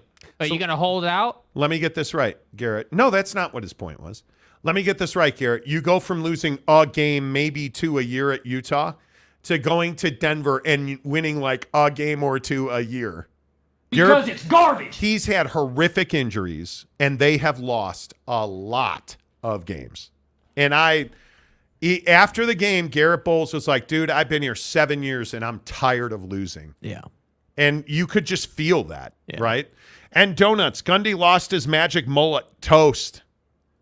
Dude, it's rough. I just think the want to with the mullet is not there right now. You can just see it in the way they play. Yes. The talent on the roster. Yes. You know, this whole thing that you always bring up at Big 12 Media Day where he's talking about how, you know, Bedlam and not, you know, like, dude, what are you doing, bro? Like what are we talking about here, I dude? do think Mike Gundy's a little tone deaf. Yeah. I think he has lost the ability to understand where he is with his fan base. Yeah. I think that's a problem. Boston Mapes. Hey, Boston. Oh, boy. As a BYU fan, I'd be pissed losing to Iowa State. Man, did you guys see the hit Kingston took on that pick 6 by Kobe Bryant? Yeah. Oh, my God. That was, first of all, 38-27. It was much closer than that. But did you guys see the hit that Parker Kingston took? He fumbled. Kobe Bryant lit him up, not the basketball player. He's dead. Chill. What? Dude. Mama Day was a month ago. Relax. But Kobe with a C, Kobe Bryant, lit up Kingston, picked the ball up, and took it to the house. And it was in that moment you were like, welcome to the Big 12, BYU. Like, that hurt my face when he got dropped it. him, Oh, dude. my God. Yep. And I know this is going to be an unpopular take. Kudos to the BYU defense, because you held Jalen Daniels to 130 yards and 3 touchdowns, but he had less than 200 yards of offense, and you only lost by 11. Yeah. And and if we're being honest, you lost by 4 points. Yeah. And if we're really being honest, it was the pick 6 that probably really did it. The BYU defense played well enough to win this game. And I look at the year that Ben Bywater continues to have. I look at the fact that guys like Max Tooley, Jacob Robinson, you know, you look at this defense, they're balling out, dude. Yeah. And I just continue to ask, where is Cody Epps? And what would this offense look like with Cody Epps? And can we please run the football at BYU with LJ Martin more than 11 times for 28 yards? Yeah, and I think what you were about to say is correct. What would the defense look like if the offense had Cody Epps, dude? Bro, if you had your best playmaker outside for Keaton to throw to on a regular basis, how much longer would you possess the ball in your non-scoring possessions? But then furthermore, how many of those non-scoring possessions turn into scoring possessions? So then that way, dudes like Ben Bywater can go out and play stress-free defense, not worrying like, oh man, tight game. No, dude, we're leading this thing. We're going to play disciplined defense and do our job. That's what I think people don't think about with BYU. Because you're right. They didn't lose by whatever that final ledger was. Yep. You lost by like 3 plays, man. You lost a hand. The turnovers are why you. And I know that's cliche, and I say it every week. But it's the truth. The turnovers are why BYU lost. Kevin the Destroyer, what's up, my guy? Horns down. Nope. Conference Commissioner Gumby, Cal greater than Iowa State by a lot. Yeah. Tanner Plummer, his fiance is a Baylor fan. That sounds like a valid excuse. Not. Yeah, sorry, James. What's your kid going to be, a UTSA fan? Yeah. That's all I got. The Todd father says, hey, and donuts, it might be that simple. Never quit the mullet. I lost mine at the end of college, and I'm not sure I've ever recovered. Bro, if I could grow a mullet and I try to encourage a certain somebody who has a full head of hair to do like the faux hawk and stuff, he won't do it. Part it to the right. Yeah, and can you please shave in the part? High and tight, bro. Give me something. High and please. Spangler. Dudes that say their girlfriend is from Canada is kind of like dudes that say they met their girlfriend at summer camp. Okay. Why do you hate Canadians? Okay. There is some of the weirdest hate energy on this show today, and I want to understand it. Especially out of a Kansas fan. Like, why do you hate Canada? Yeah, dude. What did the Maple Leaf ever do to you? Best in Mapes. I guess Baylor fans soak. Can I get a confirmation on that, Tanner? Oh, my God. Yeah, who's doing the earthquaking for Baylor fans? Stop. Oh, my God. Bryce Martin, I'm a Tech fan married to a Texas fan, and I live in Austin. Bro, you can't. Why didn't you tell us that before we gave you the tickets? Oh, shit. Damn. Dude. Why do you have a bracelet on? That's from my thing this morning. My business this morning. Jake got tested for an STD today. No, that's not true. That's not what happened. That's not true. Tanner Plummer, have you been living under a rock? No. Gary Wolf, Okie State loses to the same Cyclone team that lost Ohio U last week. The mullet has got to go. That's what I'm saying, dude. Like, what are we doing, bro? Oh, I knew today would be shitty. I love this show. Yeah, man. Tanner, yes, I can confirm that Boston Mapes. A lot of soaking over here. You guys are ridiculous. Do you guys understand how ridiculous? Wow, Mike Gundy's winning percentage. Whoa. Mike Gundy tied for 59th winningest college football head coach of all time. Does he ever move off that number? Gundy loves grilling OU in Bedlam. His kid has never started a QB either. I'm the one who says he should. Start him. Who cares? You got nothing. You're waiting for next year. Come on, man. Come on, Monty. Give us fair reporting at least. What's unfair, man? First of all, Mike Gundy hates Bedlam. Mike Gundy is the guy that has been on the record every chance he gets ripping Bedlam, hating on Oklahoma. Now, I understand you don't beat Oklahoma, and I understand why he really doesn't care if that game goes away. But your fans want Bedlam. Yeah. I don't care what anybody says. You ask a traditional Okie State fan, I think 7 out of 10 would tell you they want it. I want it. And I'm the one calling for him to start his kid at quarterback. Yeah, dude. Gunner needs to get some reps, bro. Come on, man. Salty Drunk. Monty, your Brisbane Lions are in the grand final. Are they really? Let's go. Okay. Let's go. Alex, what's up, Alex? Even Justin Wilcox has an 8-win season. Damn. The head coach at Cal. Dude, Gundy's taking some right now. He should be, dude. You can't lose that game, man. I'm saying. Cleveland Rocks for $2. Is the NCAA purposefully undervaluing the pack ranks? I think they are. Honest, I think worst case scenario is probably heavy. But on premise alone, dude, it's the last year of the Pac-12. I mean, would anyone Oregon be surprised? If Oregon and SC get into the college football playoff, how bad is that? I don't think it's a good look. But you've got 4 in the top 10. You're already kind of going down that road, you know? Yeah. Spangler, not one mention of BYU the entire show. I love it. We just talked about BYU. What's there to talk about, bro? What do you mean, man? What you saying? Let's see. J-Rod says, Okie State fan, and I'm done with Gundy. Really? Yeah, see, that's what I'm saying. Like, again, Oklahoma State has always been that program that is going to make a game against anybody. And they have that swagger, and they have that fight in them. And I don't see that right now. To me, there has been a clear change in what we used to get out of Okie State. Yes. And it's disappointing because when you've got a personality and a guy of Mike Gundy's fire, if you will, you expect them to at least come out and give a great fight every single week, and you expect them to beat teams like that. And man. I expect them to be more talented. I expect them to be more talented. I expect them to be more competitive. And I just feel like Mike Gundy has lost that it factor. I just the way I've described it is he's lost the want to go out and find those difference-making kids. Because if you had the want to, you'd have those difference-making kids. And I don't care what your thoughts are on the portal or NIL or all the new stuff. You either do it and you have success, or you don't and you don't. And right now, you're don't and don'ting. That's it. Spangler, my girlfriend is Venezuelan. Oh, hello.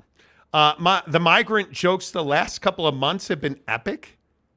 I haven't made any migrant jokes. Have there been migrant jokes on the show? Alex Ray, Michigan State not winning another game this year. Even we scored a bunch on Washington. Dude, this Mel Tucker lawsuit today. All I'll say about the Michigan State Mel Tucker thing is, after the scandal you had with your doctor, whose name I'm not going to say on the show because I do not want to get flagged by the old Google machine. After the scandal you had, yeah, how did this happen? Yeah, how do you allow it to happen? And that's unbelievable. And it's all cute and everything. The governor wants to get involved and all the heavy hitters want to get involved. But the reality of the situation is this is going to get resolved one way or the other. And 5 years from now, if this happens again, now it's on the governor. Yep. Now it's on those same people. Mike Gundy's winning percentage says he's never shied away from commenting on Bedlam. That's the way you... Now, I have never said that, dude. I don't know where you came into the show. I have never not one time said that Mike Gundy shied away from it. I have said he talks about it too much. Yeah. He's too negative. He should embrace Bedlam. Yeah. He does not. You talk about it too much. Then when you do talk about it, you talk about it negatively, which makes your fans question you. It alienates your fan base. Yes. Yeah. In addition to the idea that you don't have a quarterback and you're going to have a really bad season. Just saying. Kevin the Destroyer, of course, loves Bedlam. Of course. I mean, when you had Lincoln Riley, the Heisman, quarterback creator, why wouldn't you love Bedlam? Spangler said BYU hasn't been a bad team. They just need a real QB, not Levi's, or whoever. What? Bro, what are you talking about, man? No. Oh, you mean Slovis. Keaton Slovis. Slovis was very good over the weekend. Yeah. He's not the problem. This offense needs Cody Epps. They need Cody Epps. He's an NFL wide receiver, and he has not been able to get healthy enough to be on the field for any amount of time that's consequential this year. And last year he had the shoulder, and I just love that kid, and I hope he gets on the field. He's such a good guy, and he's wildly talented. Wildly talented. Tanner Plummer, I'm married to a casual Notre Dame fan who's only a fan because of the Rudy movie. Well, then she's not really a fan. Would you call yourself a casual BYU fan? Don't start. Okie State James. Matt Campbell is a good coach at Iowa State. And Iowa State had a good game plan. P.S. My fiance goes to basketball, football, and baseball games with me. She likes sports, and we have fun together. We even went to an XFL game. You mean a USFL game? No, XFL. See what he did there? See what I did there? It was the merger. The merger. Yeah. I'm just saying. Yeah. Casey Anthony got away with it for $5. Life update. Okay. In a sports bar, just ordered 20 jumbo wings mild. Well done. 2 times the sauce. Oh, get the blue cheese for dipping. Okay. See, the name was cute and everything until you lived up to the name. And I had family in town over the weekend, which was fine. It's okay. It's never your favorite part of your life, but it is. The smell eventually leaves the house, like you're fine. Until the conversation turned to blue cheese. Wait, you're not saying that one of them requested blue cheese? No, I'm saying one of them. Them. They. As in multiple. Said ranch is disgusting and I can't stand it. Bro. Are we clear on that? What? Bro, what are you talking about, man? How are you even supposed to work? How is that uttered under the Monty roof? I'm just saying. And this is the same person that no, I'm not going to make jokes. Hey, is this the same person that likes olives on their pizza? I'm not going to talk about it. Yeah, then we order pizza. I ordered 4 large pizzas. Forgot my pizza at home. Ordered 4 large pizzas. No, I don't want any. You motherfucker. Okay. Well, you can go ahead and bring that in then, and we'll take care of it. Go ahead and try me, Dan. Yeah. Quite literally, my mother-in-law said, ranch is disgusting. I hate it. Bro. What's wrong with you? Like, what do you, what? And now, I will also say I've indoctrinated Mrs. Monty. Well, of course. Like, I have, forced that blue cheese BS out of her system. She is much more of a Roquefort fan. Real quick, she liked the Apple Watch too? Because you both got Apple Watches? She bought it? Yes. I just said she likes Roquefort. Okay, sorry. Do you know what Roquefort is? A type of dressing? A brand? It's a blue cheese. Yeah. It's blue. Never. Okay. Where's the Italian? See what I deal with on a daily basis? I don't invest in blue cheese brands. By the way, Casey Anthony got away. It's not a brand. It's blue. It's literally blue cheese. Okay, brand types. I don't put my energy into blue cheese. Like, you guys know that. So with this comment from Miss Casey Anthony over here, God, what did I ever do? The first problem is you went double on the sauce, dude. It's not enough that. Listen, God, just send a DNA test down so I can figure out, is he mine or the mailman's? No redos. Because mine would never say this. My bad. Mailman or UPS man? Which one do you look more like? Macaque.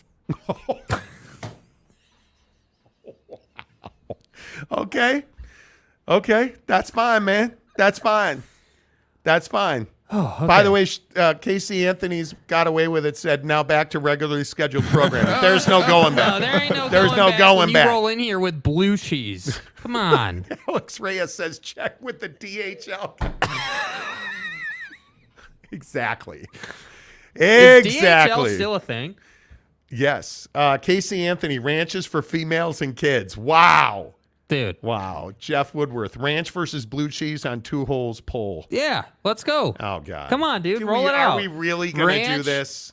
Ranch versus... Are we really doing a poll for ranch versus blue cheese? Yes, dude. I think I've hit it every time. Ranch is clearly the winner here. If you guys vote blue cheese, like, what's on the line here if blue cheese wins? I mean, what are we going to do about this? Because we can't have a show where our fan base thinks that blue cheese is better than ranch. And I don't want to hear about this, well, you're not educated on blue cheese. You should know what Roquefort is. No, actually, I shouldn't, because it's blue cheese. I don't invest in that. I don't have knowledge in that. I don't scheme to know what Roquefort is. Here's the poll. Ranch or blue cheese is a question, and the answers are ranch or honey mustard. Okay, good. Because you and I both know ain't nobody eating blue cheese, man. Ain't nobody. I'm a jerk. Let's see. Ranches for people that eat boneless wings. They're chicken nuggets. Yeah, dude. There's no such thing as boneless wings. They're chicken nuggets. You don't, dude.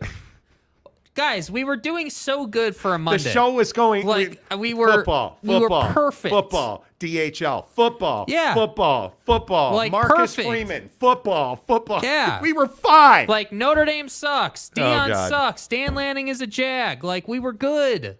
And then what did we get? Tanner says honey mustard. Damn right, because I'm not giving you any of you idiots a chance to vote for blue cheese. And I'm just gonna say it. This show sucks out loud.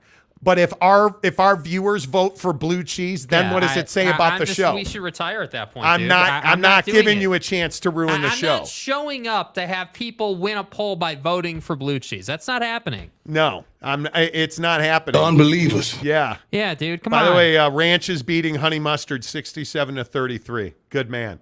Well done. Hey, Tone says not voting. Lopes fan Gabe, blue cheese tastes like feet. Thank you. Thank you. Now, if you like feet, hey, you do you, Rex Ryan. But I am not. I don't like feet. I don't know what this means, Salty. Not the oxygen thief. Is it Monty? I don't know what that means. What does that mean? Yeah, no idea. Sorry, dude. Brady Cook, ranch is the only way. Blue cheese is so nasty. Also, ranch from Super Chicks is so good. Dude. Because at Super Chicks, they cut pure Colombian cocaine into their ranch dressing. Yeah, dude. I don't know how many people know that. They don't actually do that. But it's addicting. The ranch at Super Chicks. So good. Capazzo, honey mustard is not blue cheese. Are you sure? Yeah, it's better than blue cheese, though, dude. Capazzo, it's good to see you. Haven't seen you in a minute. So I was trying to inform the women of Montyville. So there was a trip, and they come home. You had pizza. There Okay. was like a harem of estrogen. It was terrible. And they're all going on about how great blue cheese is, and I love blue cheese, and it's amazing. And I'm like, what about Thousand Island? And they're like, yeah, well, it's mayonnaise and ketchup. Oh. Threw up in my mouth a little bit. Thinking about dry aged beef at Mastro's in Newport Beach. Oh. Where I had Thousand Island for the last time ever. Boston, if blue cheese wins, Monty's eating a pepperoni and olive pizza. No. You know what? No. Although, where were we when I had olives that one time? Was that in LA? Oh, it was when you were out trying to get laid in Missouri. It was Mrs. Monty and I went golfing up at Canyons. Right. And we went to Squatters and had breakfast nachos. And they had olives on them. And it was indoctrinated into the cheese. Soft person tendency. So then I indoctrinated it into my stomach. You what? I ate olives. You ate them? They were terrible. Oh. Awful. Olives are terrible. Dude, what are you doing, man? Olives are absolutely terrible. It really hit me. So, by the way, Casey Anthony, thanks for the $5 and ruining the show. J-Rod, blue cheese is punishment for shoplifting in some countries. Yeah, that's what I'm saying, dude. Like, what? Teddy Wayman for $5. Sup, guys? I threw a six-pack in the group chat for tonight's football. Damn. That's right. Yeah. Prize Picks, you guys. Yeah. Teddy, I need your help with Prize Picks. I'm on a bender, like a bender, dude. Okay, let's pull up the old Prize Picks machine here. I was looking this afternoon while somebody wasn't doing any work at all. Yeah, because I'm lazy. And I was looking at Jalen Hurts. Yeah. I love Jalen Hurts tonight. I actually, you know the guy I really like? I actually like Baker Mayfield over 229.5, but it's Philly's defense. Yeah. So I was leaning a little more that way. But if you look at the rush, where is it? If you look at the where is the rush? Here it is right here. Rush receiving yard combo. Jalen Hurts and Puka Nacua are at 115.5. I don't know how you don't go for that. I love that combination. And then the TDs, the combined TDs there's a lot in Monday Night Football tonight. Yeah. That I would encourage you to get on Prize Picks. Download the Prize Picks app in the description below. And follow Get with Teddy Wayman, because that is the Prize Picks stud. Yeah, dude is a stud. Like, amazing. Let me look at what Teddy's got tonight real quick. Teddy Wayman. Oh, my God, Teddy. Oh, my God. He's got Brett Maher, 1.5 field goals made more. Cade Otton, the tight end for the Bucs, 3 receptions more. Mike Evans, 8 targets more. That's a slam dunk. Evan McPherson, Cincinnati kicker, 1.5 more. Nick Scott, the safety, 6 tackles plus assists more. And Kieran Williams, the running back, 3.5 receptions or more. That's the one I'd worry about. That's the one I would worry about. But I love those. I love those a lot. So, yeah, I would. I don't hate that. Yeah. I don't hate that at all. Yeah. I think you're good there. All right. 5 minutes to the hour on the Monty Show. Appreciate everybody. Hit the like button if you have not. We are rapidly approaching 1,000 pickups in the last 3 weeks. Subscribers is the word I'm looking for. Yeah. When you hit the like button, it helps us. So we really, really, really like to pick up 1,000 subscribers a week. We're a little short of that right now, so please hit the like button. If you're not subscribed, please consider doing it. 70 votes in the poll. 71% take ranch over honey mustard. Damn I like right. it. I'm going to end it right there. I can feel better about Let's myself. go. Let's see. 5 minutes, I'll get you the biggest headlines in sports. Boss Frog for $10. Mike Smith, are you planning to burn a couch in Fort Worth Saturday? Let me know if we're still friends this week. Harem of estrogen this past weekend, Monty. Brother, you have no idea. I'm saying. You have no idea. LV Seminole. Boneless wings are not real thing. No, they're not. No, dude. Boneless wings don't exist. J-Rod, F blue cheese. Fat Jesus. If blue cheese wins, you two have to eat flats with blue cheese on air. Oh. Well, I'm not eating blue cheese, dude. I'm sorry. I just can't. Raptor 88, wings, no flats. Thank you. J.K. Marshall, guys, women eat ranch with celery. Guys. I eat ranch with cucumbers. I said it. Ton. Hey, Ton. Triple brie is God. Gad. Okay. Brie, brie is good. Conference Commissioner Gumby, your mother, Notre Dame, loves blue cheese. I bet my mom does like blue cheese. Bigfoot Duck, salsa. Okay. The Josh, that's your name because I don't want to butcher your last name. Ranch Baby, how can I get in the IG member chat? You have to, let's see, where did you join? When you join our membership at the higher level, $9.99, like Boss Frog, Teddy Wayman, so many guys have, all you do is DM Jake. Yeah. SLC Jake. He'll put you into the member-only Instagram group. And, you're good to go. Okay, here's what I got. I just want to point this out for the folks who are not sure about Prize Picks. Okay? Here's let's see. You can't play Baker twice. Let me take that out of here. I would be all in on Jalen Hurts tonight. Jalen Hurts more, but I already have Jalen. Yeah. Pass attempts or rushing yards? Pass attempts at 31 attempts. That feels a little high. That feels very high. Yeah, I'm going to take that out, and then I'm going to put Jalen Hurts in at 44.5 rushing yards more. Okay. That feels pretty good. Why don't you do it and then send me a picture? Dan Schneider, who has an Oregon logo for an avatar. Why is Deion the only one that can have an ego? Who said Deion's the only one that can have an ego? Yeah. Why can he say things like, do you believe, or you better get me now? Deion isn't the only alpha male in college football. I don't understand this take. Nobody has said he's the only one that can have an ego. And nobody has said he's the only one who can be brash. The question is, why is it a problem he has an ego and he's brash? Yeah. It's a problem because the average college football coach doesn't say things like, you better get me now because we're never going to be this bad again. Right. Which is what Deion said. Now play the clip. What is wrong with this clip? What is wrong with this mentality? In fact, I would tell you this is the mentality he should have. I don't say stuff just to say it for a click, contrary to what some may say. But, I keep receipts. But I'm serious. I analyze and I understand what we're up against and what we have and what we need. One thing that I could say honestly and candidly, you better get me right now. This is the worst we're going to be. You better get me right now. Now I got messengers. God bless him though, man. He's a great coach. He did a great job. God bless him. He take their shots. They won. I don't shoot. I don't do that. They won. Why is that a problem? Yeah. I have no problem with it. I wish Nick Saban would say it. I wish, Marcus Freeman's not that guy. Good Lord. I wish that people would accept Deion for who he is.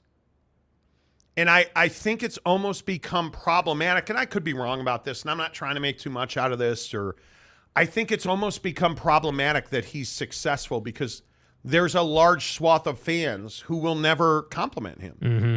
I'm not a Deion fan, but all of the hate of Deion's success has made me a Deion fan because I'm a big believer in cheering for other people.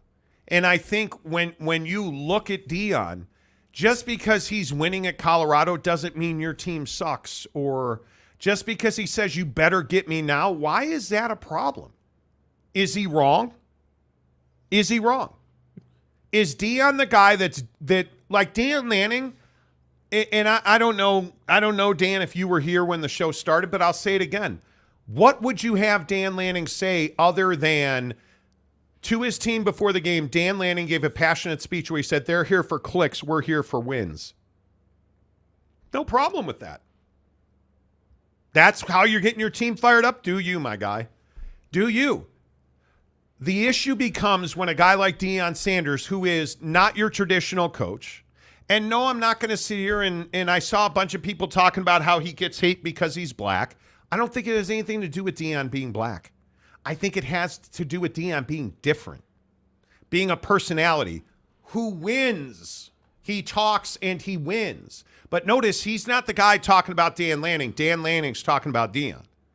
He's not the guy talking about, Norvell. Jay Norvell was talking about Deion. Deion wasn't talking about Jay Norvell. Everybody talks about Deion. Deion doesn't talk about anybody. The only coach that he has played this year that showed him ultimate respect was Sonny Dykes at TCU. And I'm not saying that Rule or, Norvell or Dan Lanning straight up disrespected him. Jay Norvell talked about his mom. Yeah. You're an idiot for doing that, Jay Norvell. I have no problem with what Dan Lanning said because he went and kicked his ass. If you can back it up, do you? Yeah. But Deion's going to win. You need to understand that. He's gravitational. You know why he's gravitational? Because he has the imagination of high school football players. He has the imagination of guys who are in other programs. There are probably linebackers and defensive linemen all over this country I cannot wait to hit the portal. Cannot wait to hit the portal and go to Colorado. Yeah. I guarantee that's happening. You know it and I know it because Deion's gravitational and there's nothing wrong with that. You don't have to hate him or make it personal.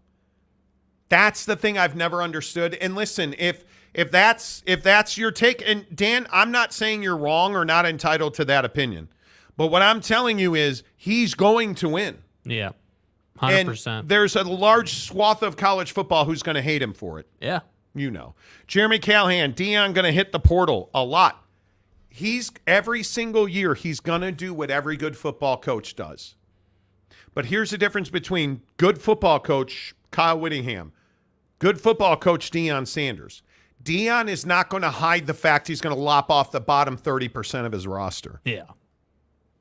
Kyle Whittingham doesn't have a reality show and doesn't want one. Kyle Whittingham's going to lop off the bottom 30% of his roster. And he does it damn near every year, like every other power football program does it. Well, and I think that's the difference, right? I think that's a great point. Deion doesn't hide away from the business of college football right now, which is, hey, yeah, there are some kids who just aren't going to be here. That's the reality of it. That's what the portal has done. Yes. We're going to ship out the bottom 20% and we're going to replace that bottom 20%. And everyone's like, oh my God, Deion talked all this junk about the portal. Do you understand that folks like Nick Saban and Kirby and Dabo and hell, go all the way back to Urban, right? Go back to those days. Those guys have been doing the same thing, dude. You think they haven't been chopping off the bottom 20% and then going out and replacing that bottom? How do you think you get a 4 deep at Alabama? How do you think you get 4 deep with Texas and Sark? That's how. That's how you win in college football. So, yeah, Deion's doing it a little different. Maybe Deion's a little more vocal about his processes, and he comes off by some people's standards as arrogant or brash. I don't take it that way. I take it as a football coach who knows what he wants to do, knows where he is, knows where he's going, and knows what the end result is or what the goal has to be. And again, I have no problem with Dan Lanning talking about clicks. Dan Lanning, be on brand. Because let's be honest about Dan Lanning. He's a phenomenal football coach. He's clearly a good recruiter. He's a red ass. The guy is not get along Dan Lanning. He's never been and he's never going to be it, nor should he. And I love him for it. And I think Oregon's better because they have Dan Lanning as their head coach. Mm-hmm. But that doesn't mean that Deion Sanders is a bad coach. The fact that they got boat raced by Oregon does not mean Deion is a bad coach. Nope. Like Salamini on Twitter over the weekend was like, can we stop talking about Deion as the best coach ever? Yeah, tough guy on Twitter. Nobody said that Deion was the best coach ever. And the sad reality is, and this guy Marco, this cat Marco on Twitter over the weekend, he's only successful when he wins. Now we expose him.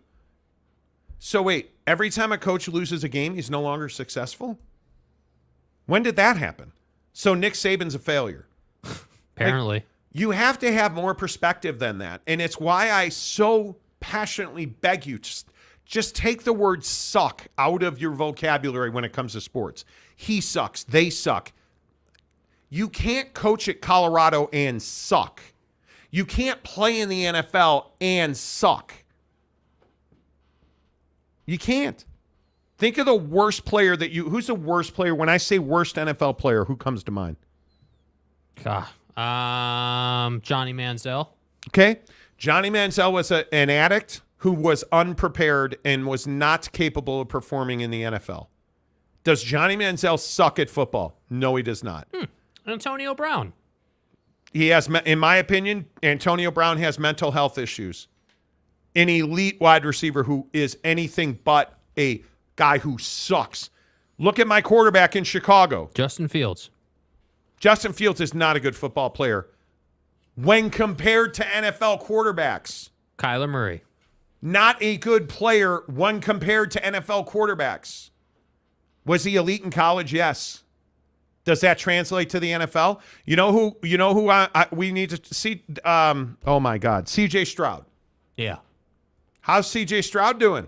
You know what's really funny? Good. Dude, C.J. Stroud, there's a stat out there. I can't remember the exact stat, but basically, I think it was, most passing yards in your first, 4 games, I think, or it was a certain passing yards within a certain number of weeks. He's on pace with what Justin Herbert did. Yeah. Right? He's on pace with what the great young quarterback in the league right now did 3-4 years ago. So C.J. Stroud doesn't suck, but I maintain he's not in a great position. He's doing what he can do. You want to... Zach Wilson. Zach Wilson doesn't suck. Is he not good enough right now? Yeah, he's not good enough. He's not confident. He's not executing. When compared to Aaron Rodgers, he's not good enough. Yeah. When compared to Kirk Cousins, who I'll just say again, if the New York Jets are not burning the phone lines to Eden Prairie, Minnesota, I don't know what they're doing. Seriously. If you're not trying to trade for Kirk Cousins, has everybody joined me on this now? No. What are they, 0-3 in Minneapolis, Minnesota? The Vikings are 0-3. Trade Kirk Cousins today. Trade him right now to the New York Jets. Get your first-round pick that they're not going to send to the Packers. Listen to this. Just listen to this box score just before we move on from this, right?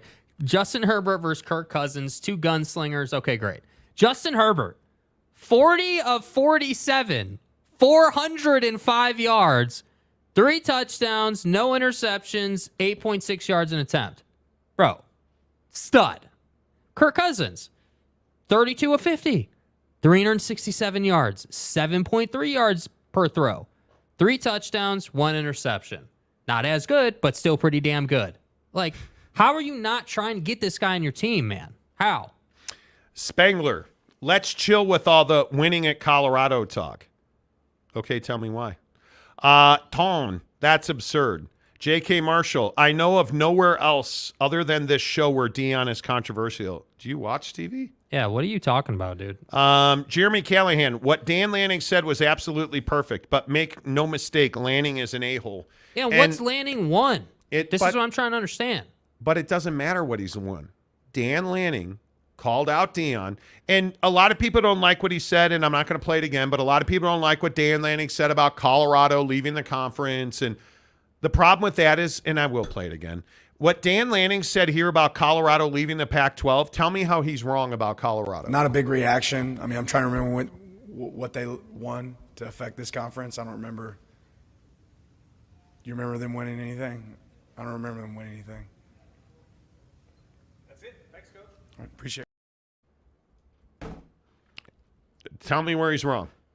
He's not wrong. You don't have to like it, but I'm just telling you, the guy is not wrong. That's the hard part. But here's what I disagree with. He's not wrong. That's right. He's not wrong.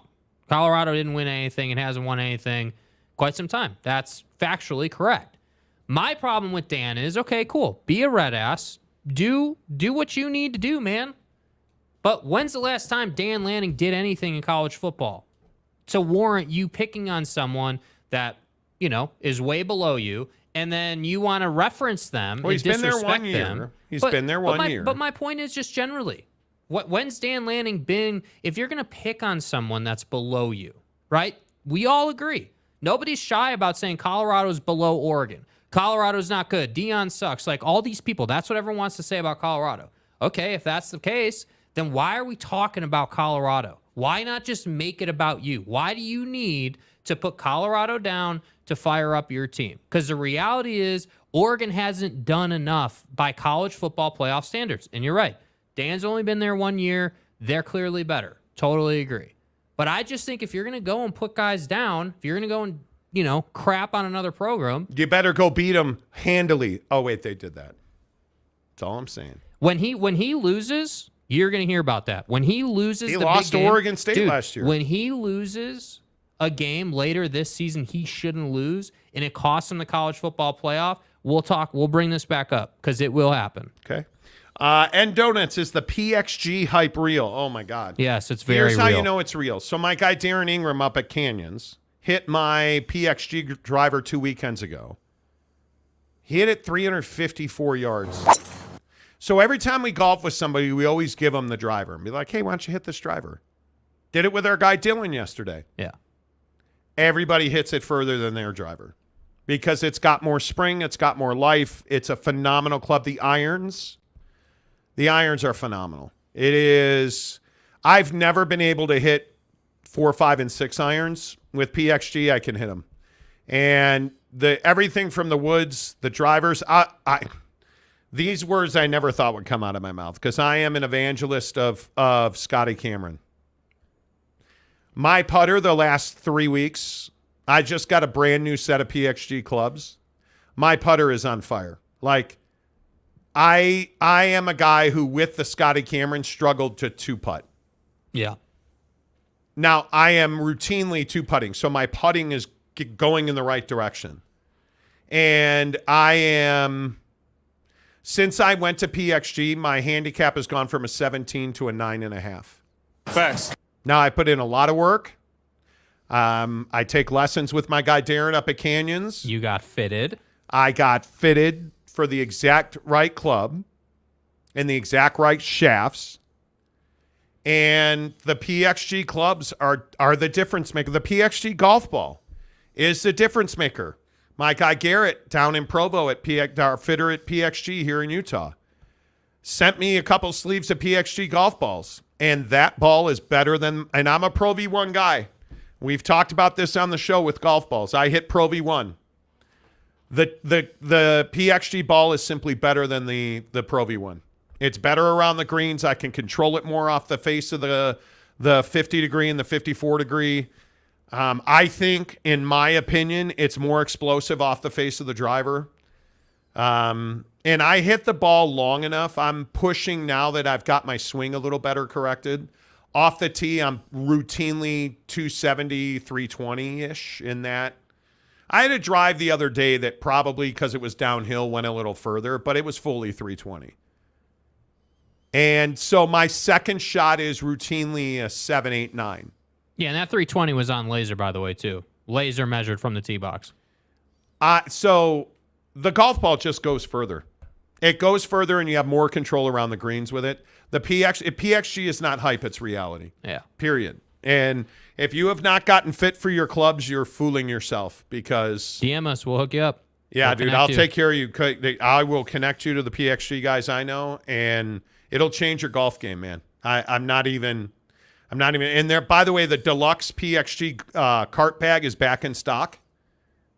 Worth it 100%. 100%. PXG.com. All right. Casey Anthony says, dudes who eat ranch use the boys' urinal. He always goes to the shorter urinal. Always. James, I used to dislike Deion. I went and worked to be my best self. Now I get it. Coach Prime believes in himself and his team. I now want to be like that. And a lot of people, and take a pen and a piece of paper out, life according to Uncle Monty. Hey, Monty. A lot of people come after guys like Deion because of something inside of themselves. Right. Like they're unhappy, they don't feel like they're successful, whatever it is. Every time a guy like Deion pops up, and it's too infrequent. I wish guys like Deion came to the top more. But when guys like Deion show up, their success, their swagger, he drives a Lamborghini. That gets ticketed in Boulder, People resent him for that. Yeah. And I'm telling you, somebody else's success is not your failure. And that's really difficult to grasp, man. The sooner you pick that up, somebody else's success is not your failure. The sooner you pick that up, the better off in life you're going to be. Casey Anthony, when Dan Lanning was in 6th grade, he used to bully the 4th graders and steal their lunch money. Well, I believe there's a video of that. Yeah. There's not. It's fine. I mean, there is video that tells you how great TryDayTrading.com/Monty is. Facts. All of our college football talk on the Monty Show, you guys know, is presented by Tri-Day Trading. And it's every day, it seems like now, another one of our viewers and listeners sign up for the $10 30-day trial membership at Tri-Day Trading. And again, while we're on the subject of good old Uncle Monty life advice, stop complaining about your boss. Stop complaining about your job.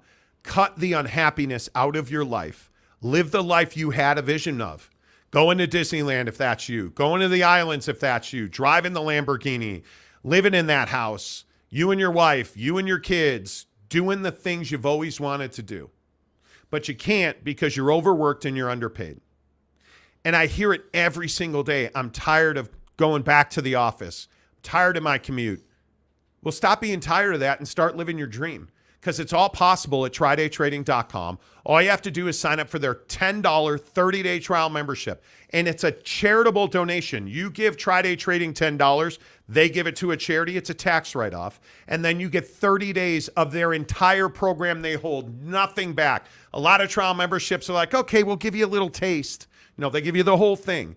Elite, high-level coaches, the algorithms, the processes, the software, so that you can see that full-time traders who've graduated the TryDayTrading.com program, those full-time traders make $1,000 a day or more. That's at a minimum $240,000 a year. And if you want to do it as a part-time thing, maybe you want to pay off your car. Maybe you want to pay down your second mortgage or your credit card debt. Their part-time traders make $300 to $500 a day. They work about 90 minutes a day, program your trades in the morning, go to work. And all day while you're working your full-time job, your Tri-Day Trading is making you $300 to $500 a day. It's not hard. Get to TryDayTrading.com/Monty. Make sure you tell them you heard about it on the Monty Show. Let's run through the biggest stories in sports real quick. Monday Night Football is kicked off. Philly and Tampa is what we have on our set. Tampa's got the ball. Baker Mayfield is on the field. Mike Evans is going to have a huge game tonight. And I think this is going to be a dogfight. Now, of course, I pick Philly because that defense has been so good. Mm-hmm. But I would not be surprised to see Tampa win. And I don't know. I don't feel like we have a real grasp on who Tampa is yet. No, I think Baker's done a good job so far this year protecting the football, not turning it over, for the most part, playing good football by his standard.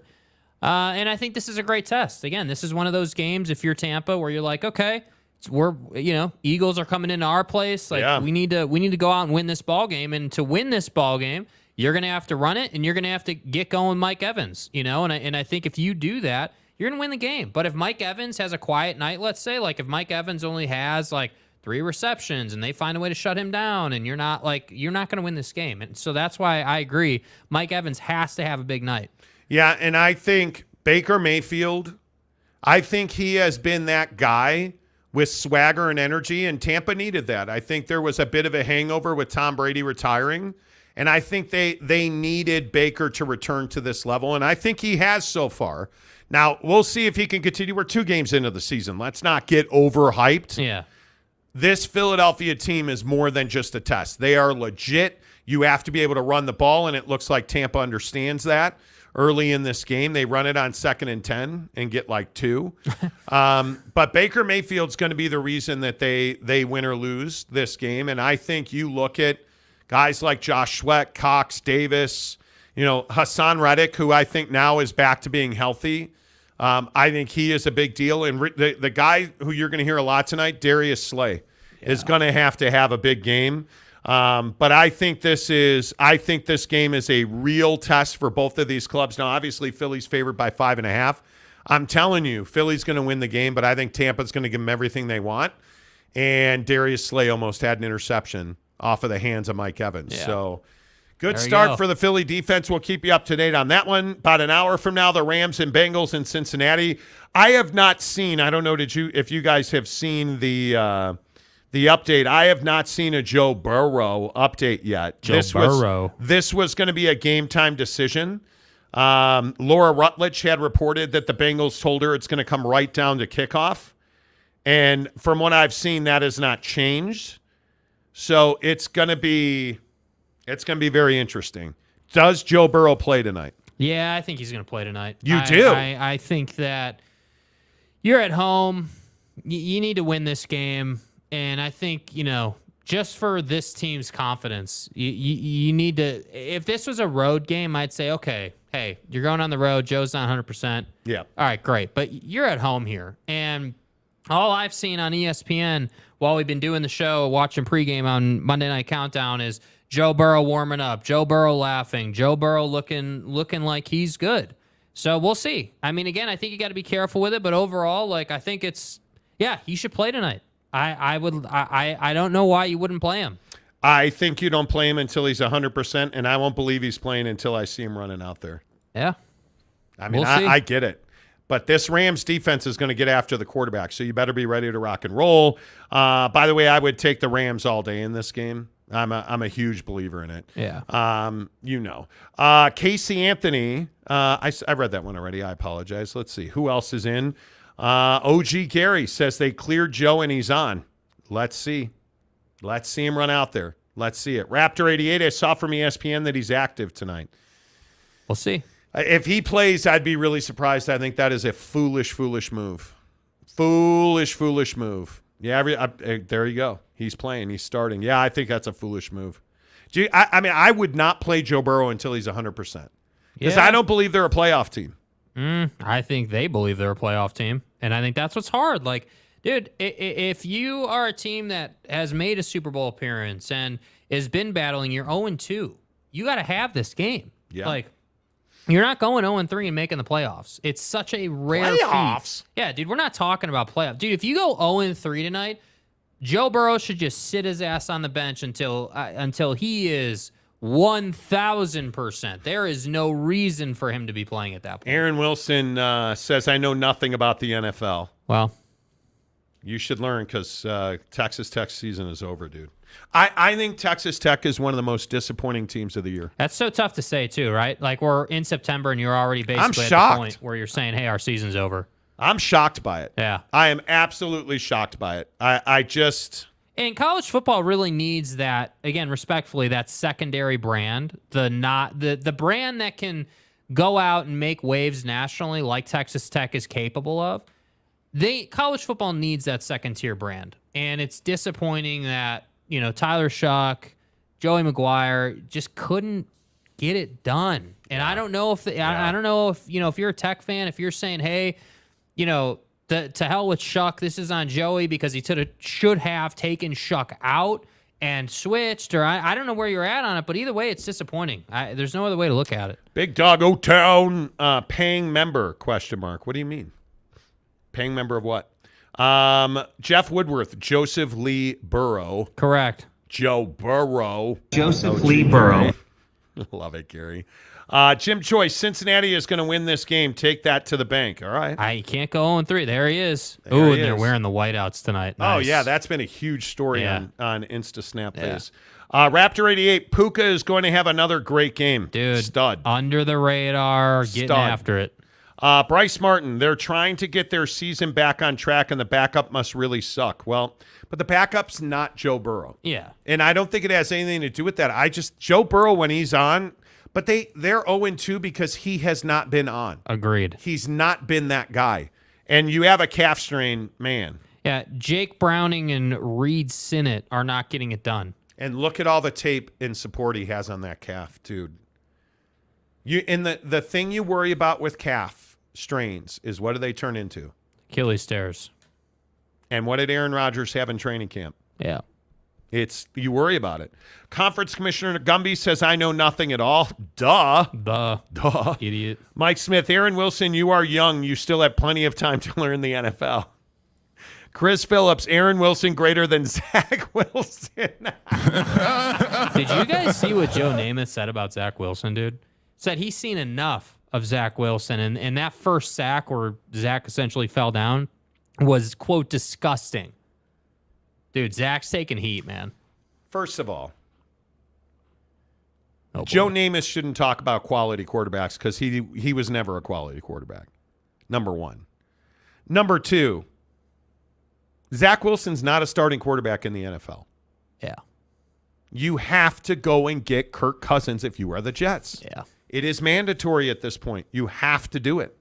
Fat Jesus, 0-3 is for losers. Signed Cardinal fans. Dude, Seriously. you're not wrong. How did the Cowboys lose that game? It's embarrassing. Oh, my God.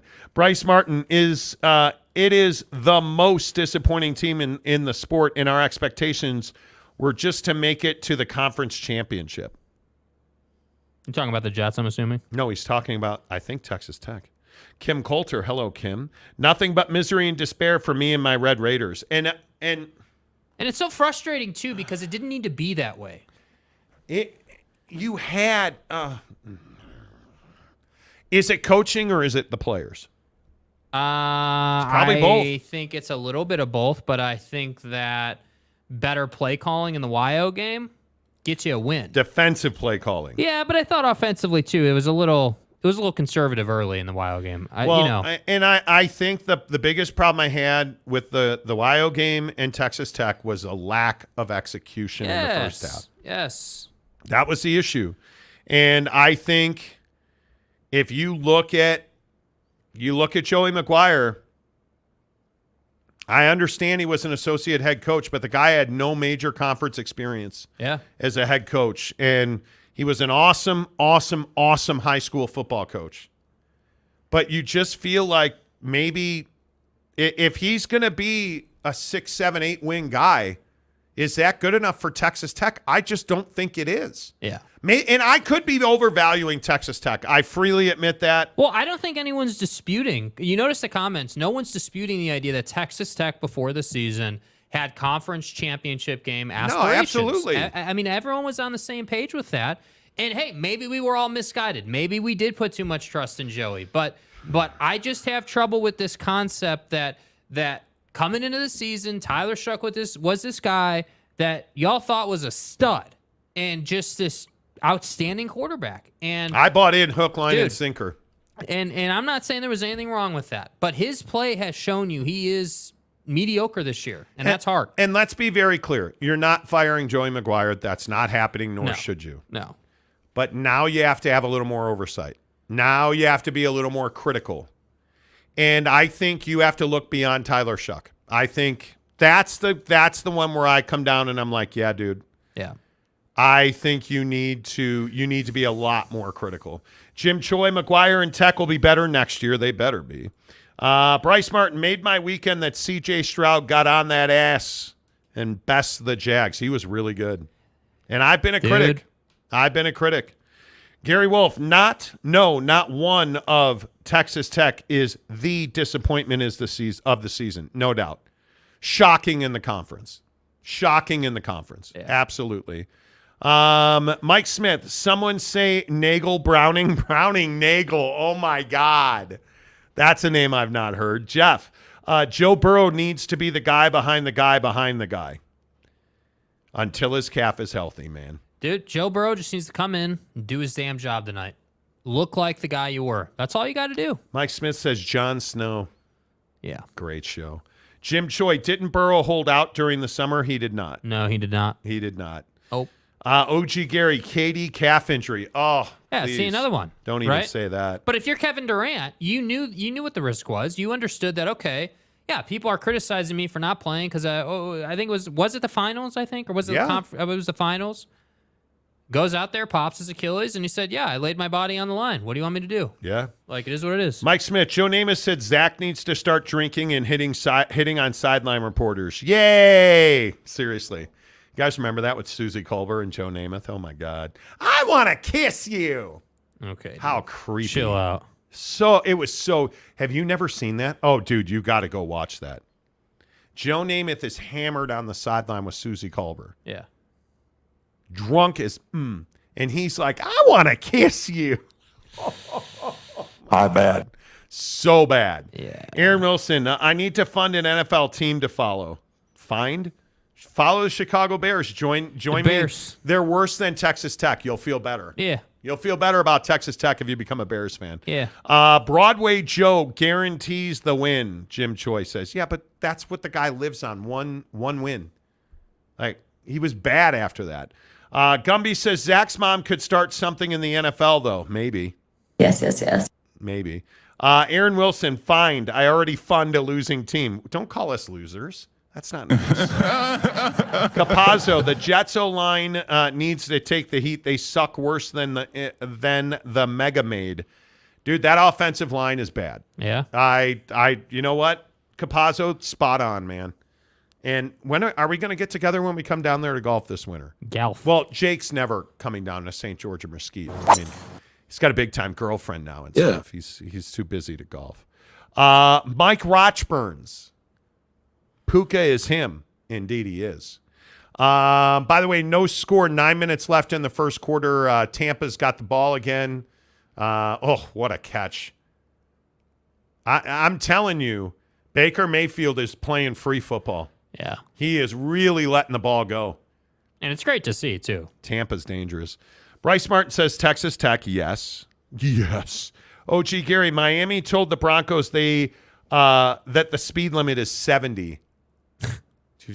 Can you believe they scored 70 points? That's honestly, and I know I asked this earlier in the show. Is it Sean Payton or is it something else? I think it's Russell Wilson, but that's just me. But what does he have to do with giving up 70 points? Just because I think that as an organization, you don't have the right chemistry right now, clearly.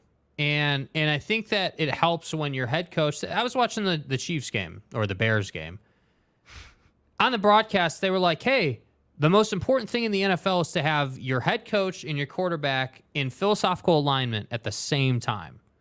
And I was thinking about that, and I was like, yeah, dude, like Sean Payton and Russell Wilson are not on the same page, and that much is very clear. And I'm not saying that Russ played like crap, because he didn't, but you're never going to reach that top end. And if your team doesn't believe in their quarterback and doesn't believe in the system right now, yeah, you're more susceptible to doing what they did. That doesn't excuse the defensive play calling or how bad you played. Yeah, but at some point you have to start understanding that he needs to flip this roster in its entirety. Yeah. That is what it is. Capazzo says, hell yeah, we can get together. Let's do it. Boston, Mapes. The faithful always have room for quality fans, especially after the fights in the stands the last 2 games. Dude, stop throwing hands at sporting events. I'll drop that mother. Anytime you punch somebody in the face, there is a pretty significant chance of death. Like, you got to stop doing that. And I've never understood why people get in fights at games. Yeah. Jeff Woodworth, you want me to kill all the golfers? No, I really don't. Big Dog, Trey Lance or Lamar Jackson? Lamar Jackson. Yeah, Lamar all day, dude. Can you believe they lost to the Colts? Was yesterday just him? Was yesterday just that day? Gardner Minshew for the win. No. Did you see Gardner Minshew went full Dan Orlovsky yesterday? Yeah. Did you guys see that? Gardner Minshew is into the end zone, backed up into his own end zone, and stepped out of the back of the end zone for a safety. Like full Dan Orlovsky. And I feel bad because I like Dan a lot, and I feel bad bringing it up every time it happens. Though. It's iconic. But it happens more than we want to. Oh, dear. Britton Covey's getting loose. Britton Covey to the 45-40. Wow. Woo! Britton Covey almost took it to the hizzy. My goodness, that was close to going all the way. That kid is such a baller. You got to love that. Yeah. It's fine. It's fine. CJ Stroud and Tank Dell is a great connection. We won't make the playoffs, but let's get to 7-8 wins, Bryce Martin says. Yeah, I think that'd be a great year to start. Huge year. Yeah. OG Gary, Broncos country definitely went for a ride. Dude, it's so bad. Haters. I'm telling you, I love the haters. A couple more real quick, because then we have to get to National Food Service Employee Day. Gary Wolf. I think Fox was more interested in showing Taylor jump up and down. Oh, boy. Yeah, dude, can we talk about this real quick? And her up and down cheering for Loverboy than the actual game. I am so tired of this already. Gotta sit up for this one. I'm so tired. You got, hey, Swifties, SLCJ. Dude. On Twitter and Dude, Instagram, SLC Jake. Go please get him. follow me as much as you all flock to Travis Kelce. Jesus. I mean, how 330,000 new followers on Instagram over the weekend. Okay, so I flip open X today. Twitter. And what do I get? Tweets. Highlight after highlight after highlight. Andy Reid, Patty Mahomes, everybody and their mom in Chiefs land talking about, oh my God, Travis Kelce and Taylor are together. They're the perfect couple. To the point where Travis's mom up in the box standing next to Taylor Swift. Mom. There's people making jokes about the fact that Trav's mom is the bar setter for classic Midwestern wife. Had Travis Kelce, he's a gazillionaire. Oh, if that wasn't good enough, yeah, Trav is going to go marry Taylor Swift now. That's the jokes I get to see. As if, the football game wasn't enough. As if, Patrick Mahomes and his Super Bowl winning ways aren't enough. Now we get Swiftie Kingdom and Travis Kelce, aligning forces and everything right in the world. Aligning forces. When am I going to get Travis Kelce coming out, on stage during the Eras tour with Taylor? When is that going to happen? Okay. Listen, I think it's very interesting, you guys, that she took Travis Kelce. She can have any dude in the world. No disrespect to Travis Kelce. You went with Travis Kelce. Now, again, she's kind of been a hot knife through butter, right? But who's stepping down? Taylor Swift or Travis Kelce? Let's get crazy. I actually think it's Travis Kelce stepping down to Taylor Swift. No. Come on, dude. One, how do I politely and gently... I know the customers, and it's a department store, not a convenience store. Ain't no reset. And it's probably Walmart, not Marshall Fields. Right. I'm not interested in that. And she is in and out. She is going to be there for a few minutes. Is she going to get to another Chiefs game? Yeah. Will he and she be together in 3 months? No. Oh. So you know what you're getting if you're Travis Kelce. Now, are you Pete Davidson and you're just trying to splish and splash with Kim? You're just trying to go for a swim in the Kardashian pond. And I understand that, I guess, to some level. That raises Pete Davidson's bar. It does. Does Taylor Swift raise Travis Kelce's bar? Did the match raise Travis Kelce's bar? Yes, it did. The golf match, him and Steph. Yeah, it did. He won the match. That raised his bar.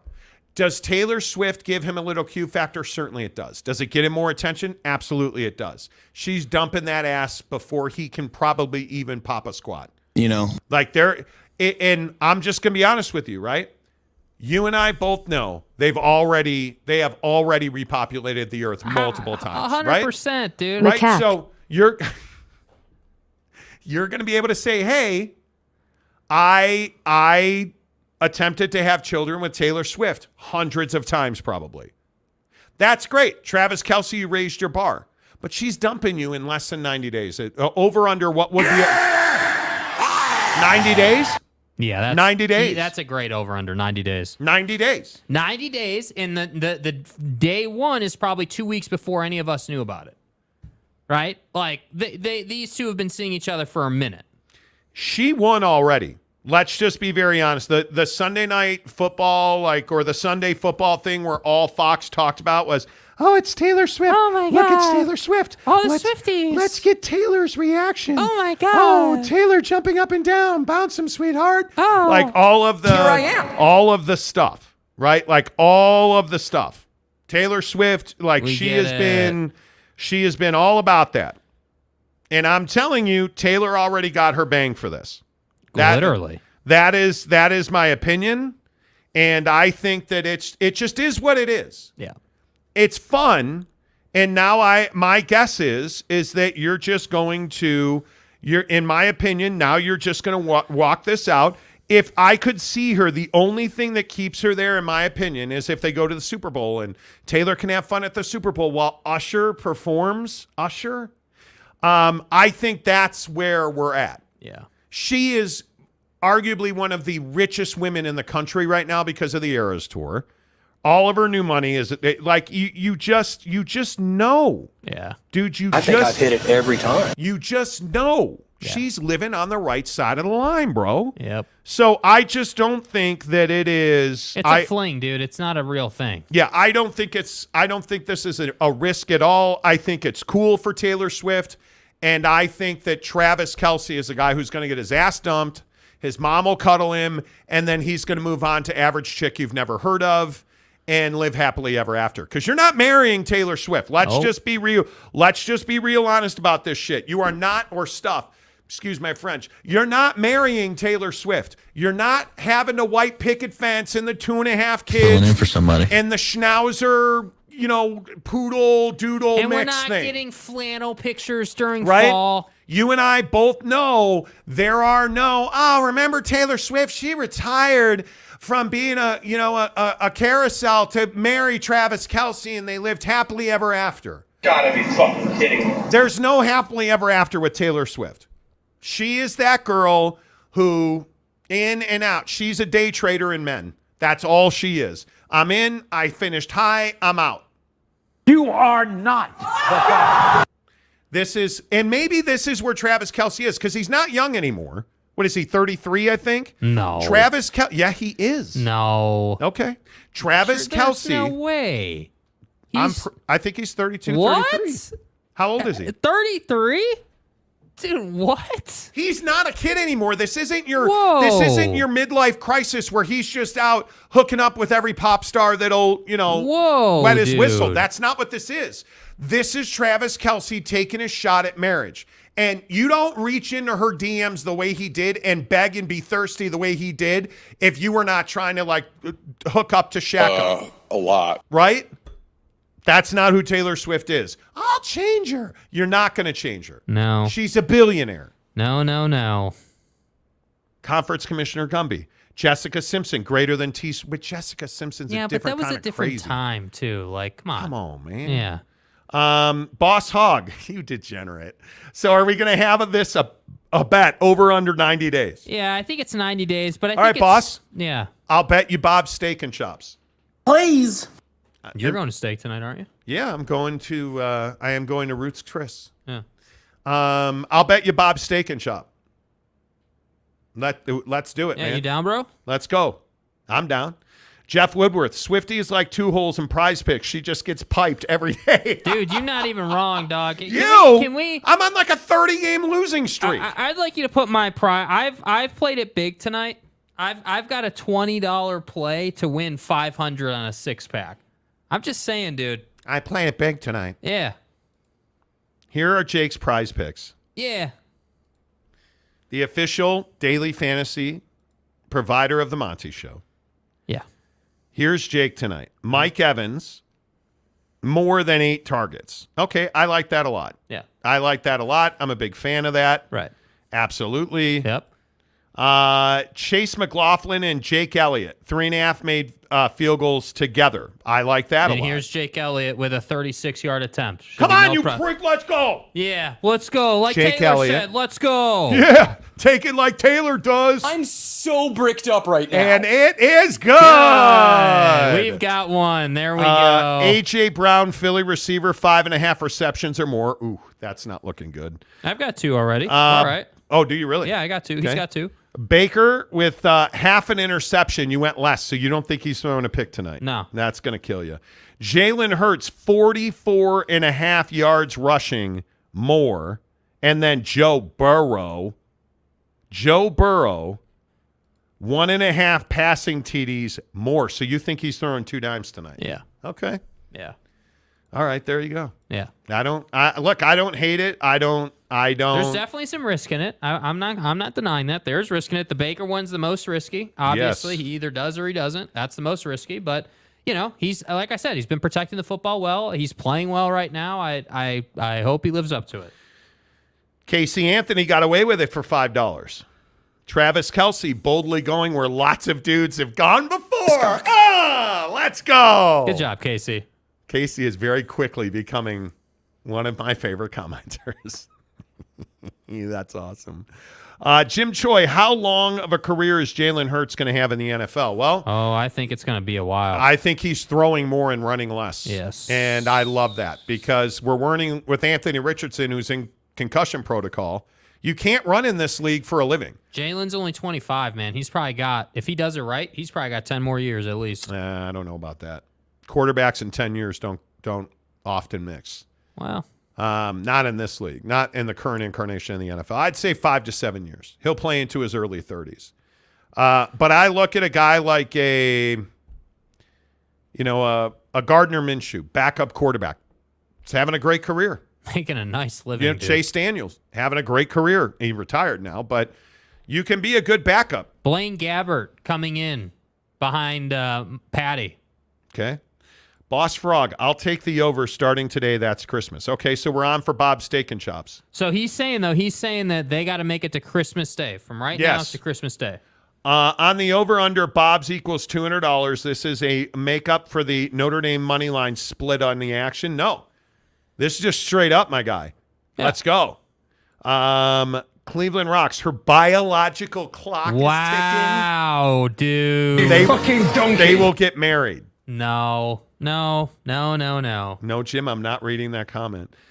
Chris Phillips, I smell a 90 Days in reality show starring Travis Kelce and Taylor Swift so people can watch their dates. Dude. That'd be awesome. Kelce uses his hands. Taylor uses her hands. Neither going to be George Costanza hand models. What do you model? What do you model? Gloves? One of the best lines ever. Jim Choi, how long of a career? I read that one. The Todd Father. I like how calm Jalen Hurts is. That works. It does work. Yeah. That absolutely works. Look at Cam. Cam who? He goes, yep, look at Cam. I don't know what you mean. Jeff Woodworth, then he'll get traded to the Broncos and suck. Probably. Story time, Monty. All right. Tarrant County boy. Hey, boy. Let's talk about service employees. Yeah. So today, oddly enough, is National Food Service Employee Day. Yeah. So we had another terrible fast food experience over the weekend. I can't remember what day that was. We were playing golf one day. Golf. I know you guys find that surprising. I know. And we stopped by we got Impossible Whoppers at Burger King. Oh, yeah, dude. Bro, this is a problem. Pull up to the box to order the Whoppers. Oh, okay. Welcome to Burger King. We love you. It's awesome. Please review the menu and we'll be with you shortly. No. Order when you're ready. Hey, thank you. I'll have 2 Impossible Burgers. Well, do you want to upside that to a combo? I was like, whoa, that's a different voice. Now you got to bring context to this, right? No, that was Wendy's. The 2 voice thing was Wendy's in Wyoming. The 2 voice thing was Wendy's in Wyoming. I'm mixing them together. You're mixing them together. Okay, so the Impossible Whopper guy. Yeah. Here's the problem with the Impossible Whopper guy. I order, we roll up to the window, and he's just all pissed off. And then he turns around to the guy behind him, and he's like, they have 2 of those. Just like that. Like I'm sitting, he's serving me out the window right here. And he's like, yeah, okay, yeah, mm-hmm. They have 2 of those. You're a douche. What are you, Batman? And we were just like, whoa. And then, like, he gets the bag, and you know how it's a paper bag. Yeah. And homie just picks it up off, like he's squeezing it. The iron fist. He grabs, here you go, have a good day. What do you bench? I was like, okay. Then we drive all the way to Evanston, Wyoming. This is a different day. And it's a Wendy's. Yeah. And the machine is like, welcome to Wendy's, you fat ass. Would you like to try one of our beef sandwiches? Order when you're ready.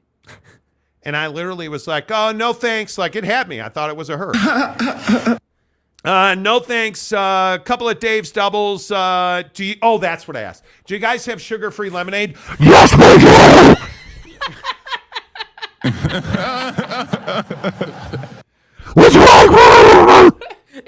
aggressive like that, too. I was like, dude. And you literally said, wow, that was quite the voice I was change like, whoa, there. that was quite the voice change. And the guy's like, Oh, sorry, that's recorded. Do you want to upsize? Look at you. Not to a combo, fatty. and I was like, hey, man, might as well. Fat. Next window, please. And then you go up to the window, and it's little Jimmy, the teenager. Okay, that'll be $900, please. And it's like, where are all these people hiding in that little speaker, man? It's the weirdest thing. Now, having said that, I would like to point out the Dave's Double. Dude, cash. Fat. Cash. But I bring this up because it's National Food Service Employees Day. Yeah. Do you treat service people well? You should. Generally, I do.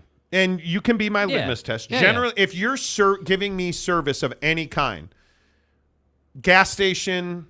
Well, it's all opportunity, right? Dude, I pumped 23 gallons of gas into my car today at Costco, $3.99. Oh, dear. Oh, my. Oh, dear. Oh, my. Just short of $100. Damn. But I do, if somebody is going out of their way to give me service, at the grocery store, I'm always friendly to the cashier. At restaurants, I don't eat out that much anymore, but I always tip well and I always take care of the server. Yeah. Like I'm going to a higher end restaurant tonight, I will take care of the service person. Well, and I think it's opportunity based, right? Like whether it's a small opportunity or a larger opportunity, if they give you good service in whatever they're trying to do for you, I think they should be rewarded for that. You know, just like you should be penalized if you give crappy service. I agree. There's a guy with another catch. Was that him? A.J. Brown, I think. It's just pretty remarkable that so many people. I was reading on Reddit, I think it was the other night. My wife was out of town and I was lonely under the covers.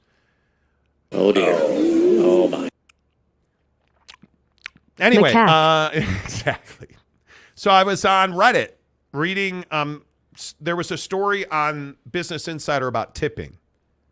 Which we're talking about service tipping. Yes, not that's tipping. Different than Travis and Taylor. Yeah, different. The double T. Yeah, Swifty tippy. Right. Anyway, the point is, I think I've hit it every time. People do not tip well. Yeah. And it's not because of the recession that still hasn't hit or whatever. The tipping has stayed level for a decade. People do not tip well in general. And we've argued over this. I have stopped tipping at convenience stores. Yeah. I've stopped tipping at, there's an acai bowl store by our house. I tip there because it's artistry to make I'll tip those ladies. Yeah. But generally, I'm not tipping you in a fast food restaurant. No. That's the part where, like, last time I was at Jersey Mike's. I said no tip. Do you tip the delivery guy for Jimmy John's? Well, yeah, because he's bringing it to me. Yeah. He's working for me. But generally, I think I treat service people really well. Yeah, I would agree with that. And I think that, it's like when we were in California, Tustin Ranch, golfing. They had a guy, and I've never seen this before. I'm a relatively new golfer. They had a guy at Tustin Ranch who, when you're on the last hole and you're finishing the hole, yep, this guy stands here while the carts pull up, and he cleans the clubs that are in your bag on the cart while you finish playing 18. Yep. When you're on the green, whether you're putting, chipping, whatever. While you're doing that, he's cleaning your clubs. He's got a Venmo, takes cash. Great. $3. And all this guy does is cleans club all day. And he'll wipe your seat down. That particular day, it was raining. It was wet. It was kind of like, all you Southern California folks know about the misting rain in California. Yep. It rains enough to kind of soak things, but it's not like just drowning you. And so the cart was really wet. The bag was wet. The clubs were wet. He dried everything off. Like he did everything you were supposed to do. So like whether it's that or, any type of service opportunity, I just think you got to treat people well because ultimately the food industry is powered by people who, for the most part, excluding this whole $20 minimum wage thing in California, Jesus, for the most part, you're working for pretty low end pay, and I think you should be rewarded if you go out of your way. Yep, I agree. Mike Smith, times are hard when the devil has to work the drive-through. It's not that far off. Sounded like that, dude. It's not that far off. Yeah. Jeff, BK says I can have it my way and that I rule. That makes me feel good about myself. It's like my daily affirmation. Hey, man, BK triple stackers, which they don't have anymore. Yeah, which is really disappointing in why I would go right to Wendy's for a Dave's Double. The Todd Father, are we going to just ignore the impossible part of this? Oh, dude. No. Impossible Whoppers are amazing. Yeah, they're better at the Habit, though. The Impossible Burger at Habit? Yeah. Gas. Yeah. It's so good, and it's so much. It's 400 calories versus 900 calories. Yeah.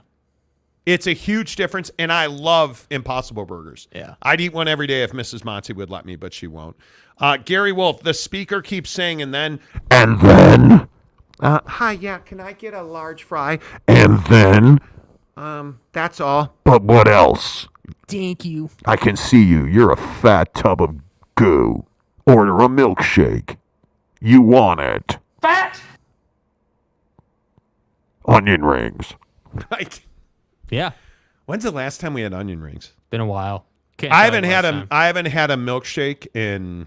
I just don't eat that stuff anymore. Yeah. I don't. DF Aust. Is it simple? Coach Prime is a threat against the SEC and the Big Ten.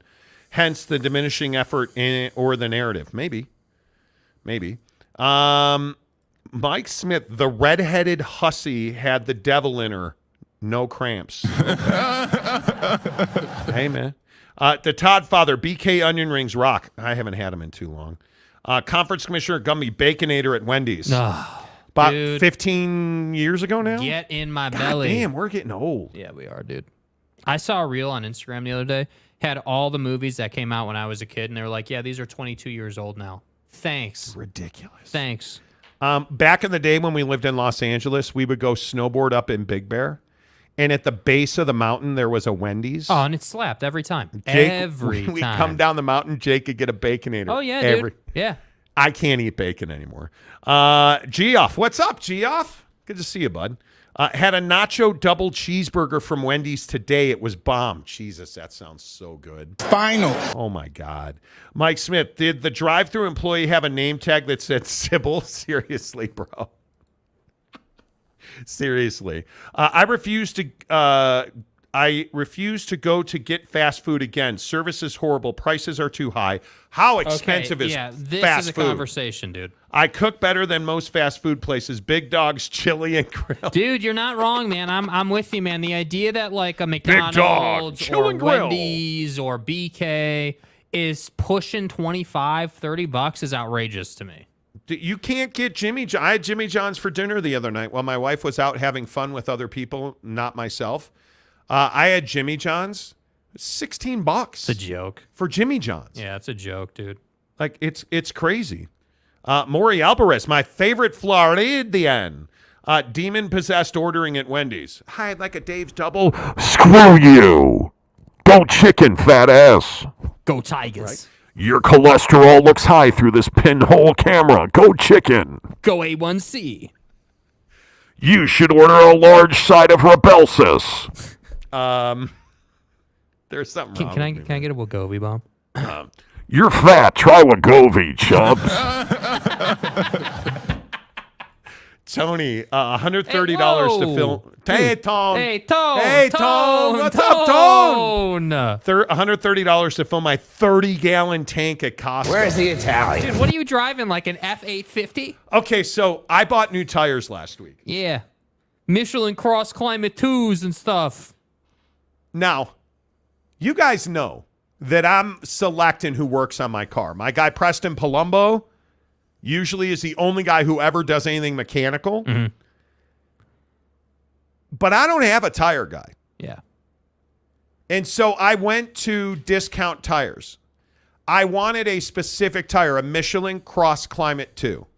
Yep. Nobody had them in stock. And why is that? Because they're sold out. Well, but also in your size. Oh, well, yeah, I roll on 20s. I have a Jeep Grand Cherokee. It's 20-inch tires. And nobody has them. The guy at Costco was like, we never stock them. We always have to order them.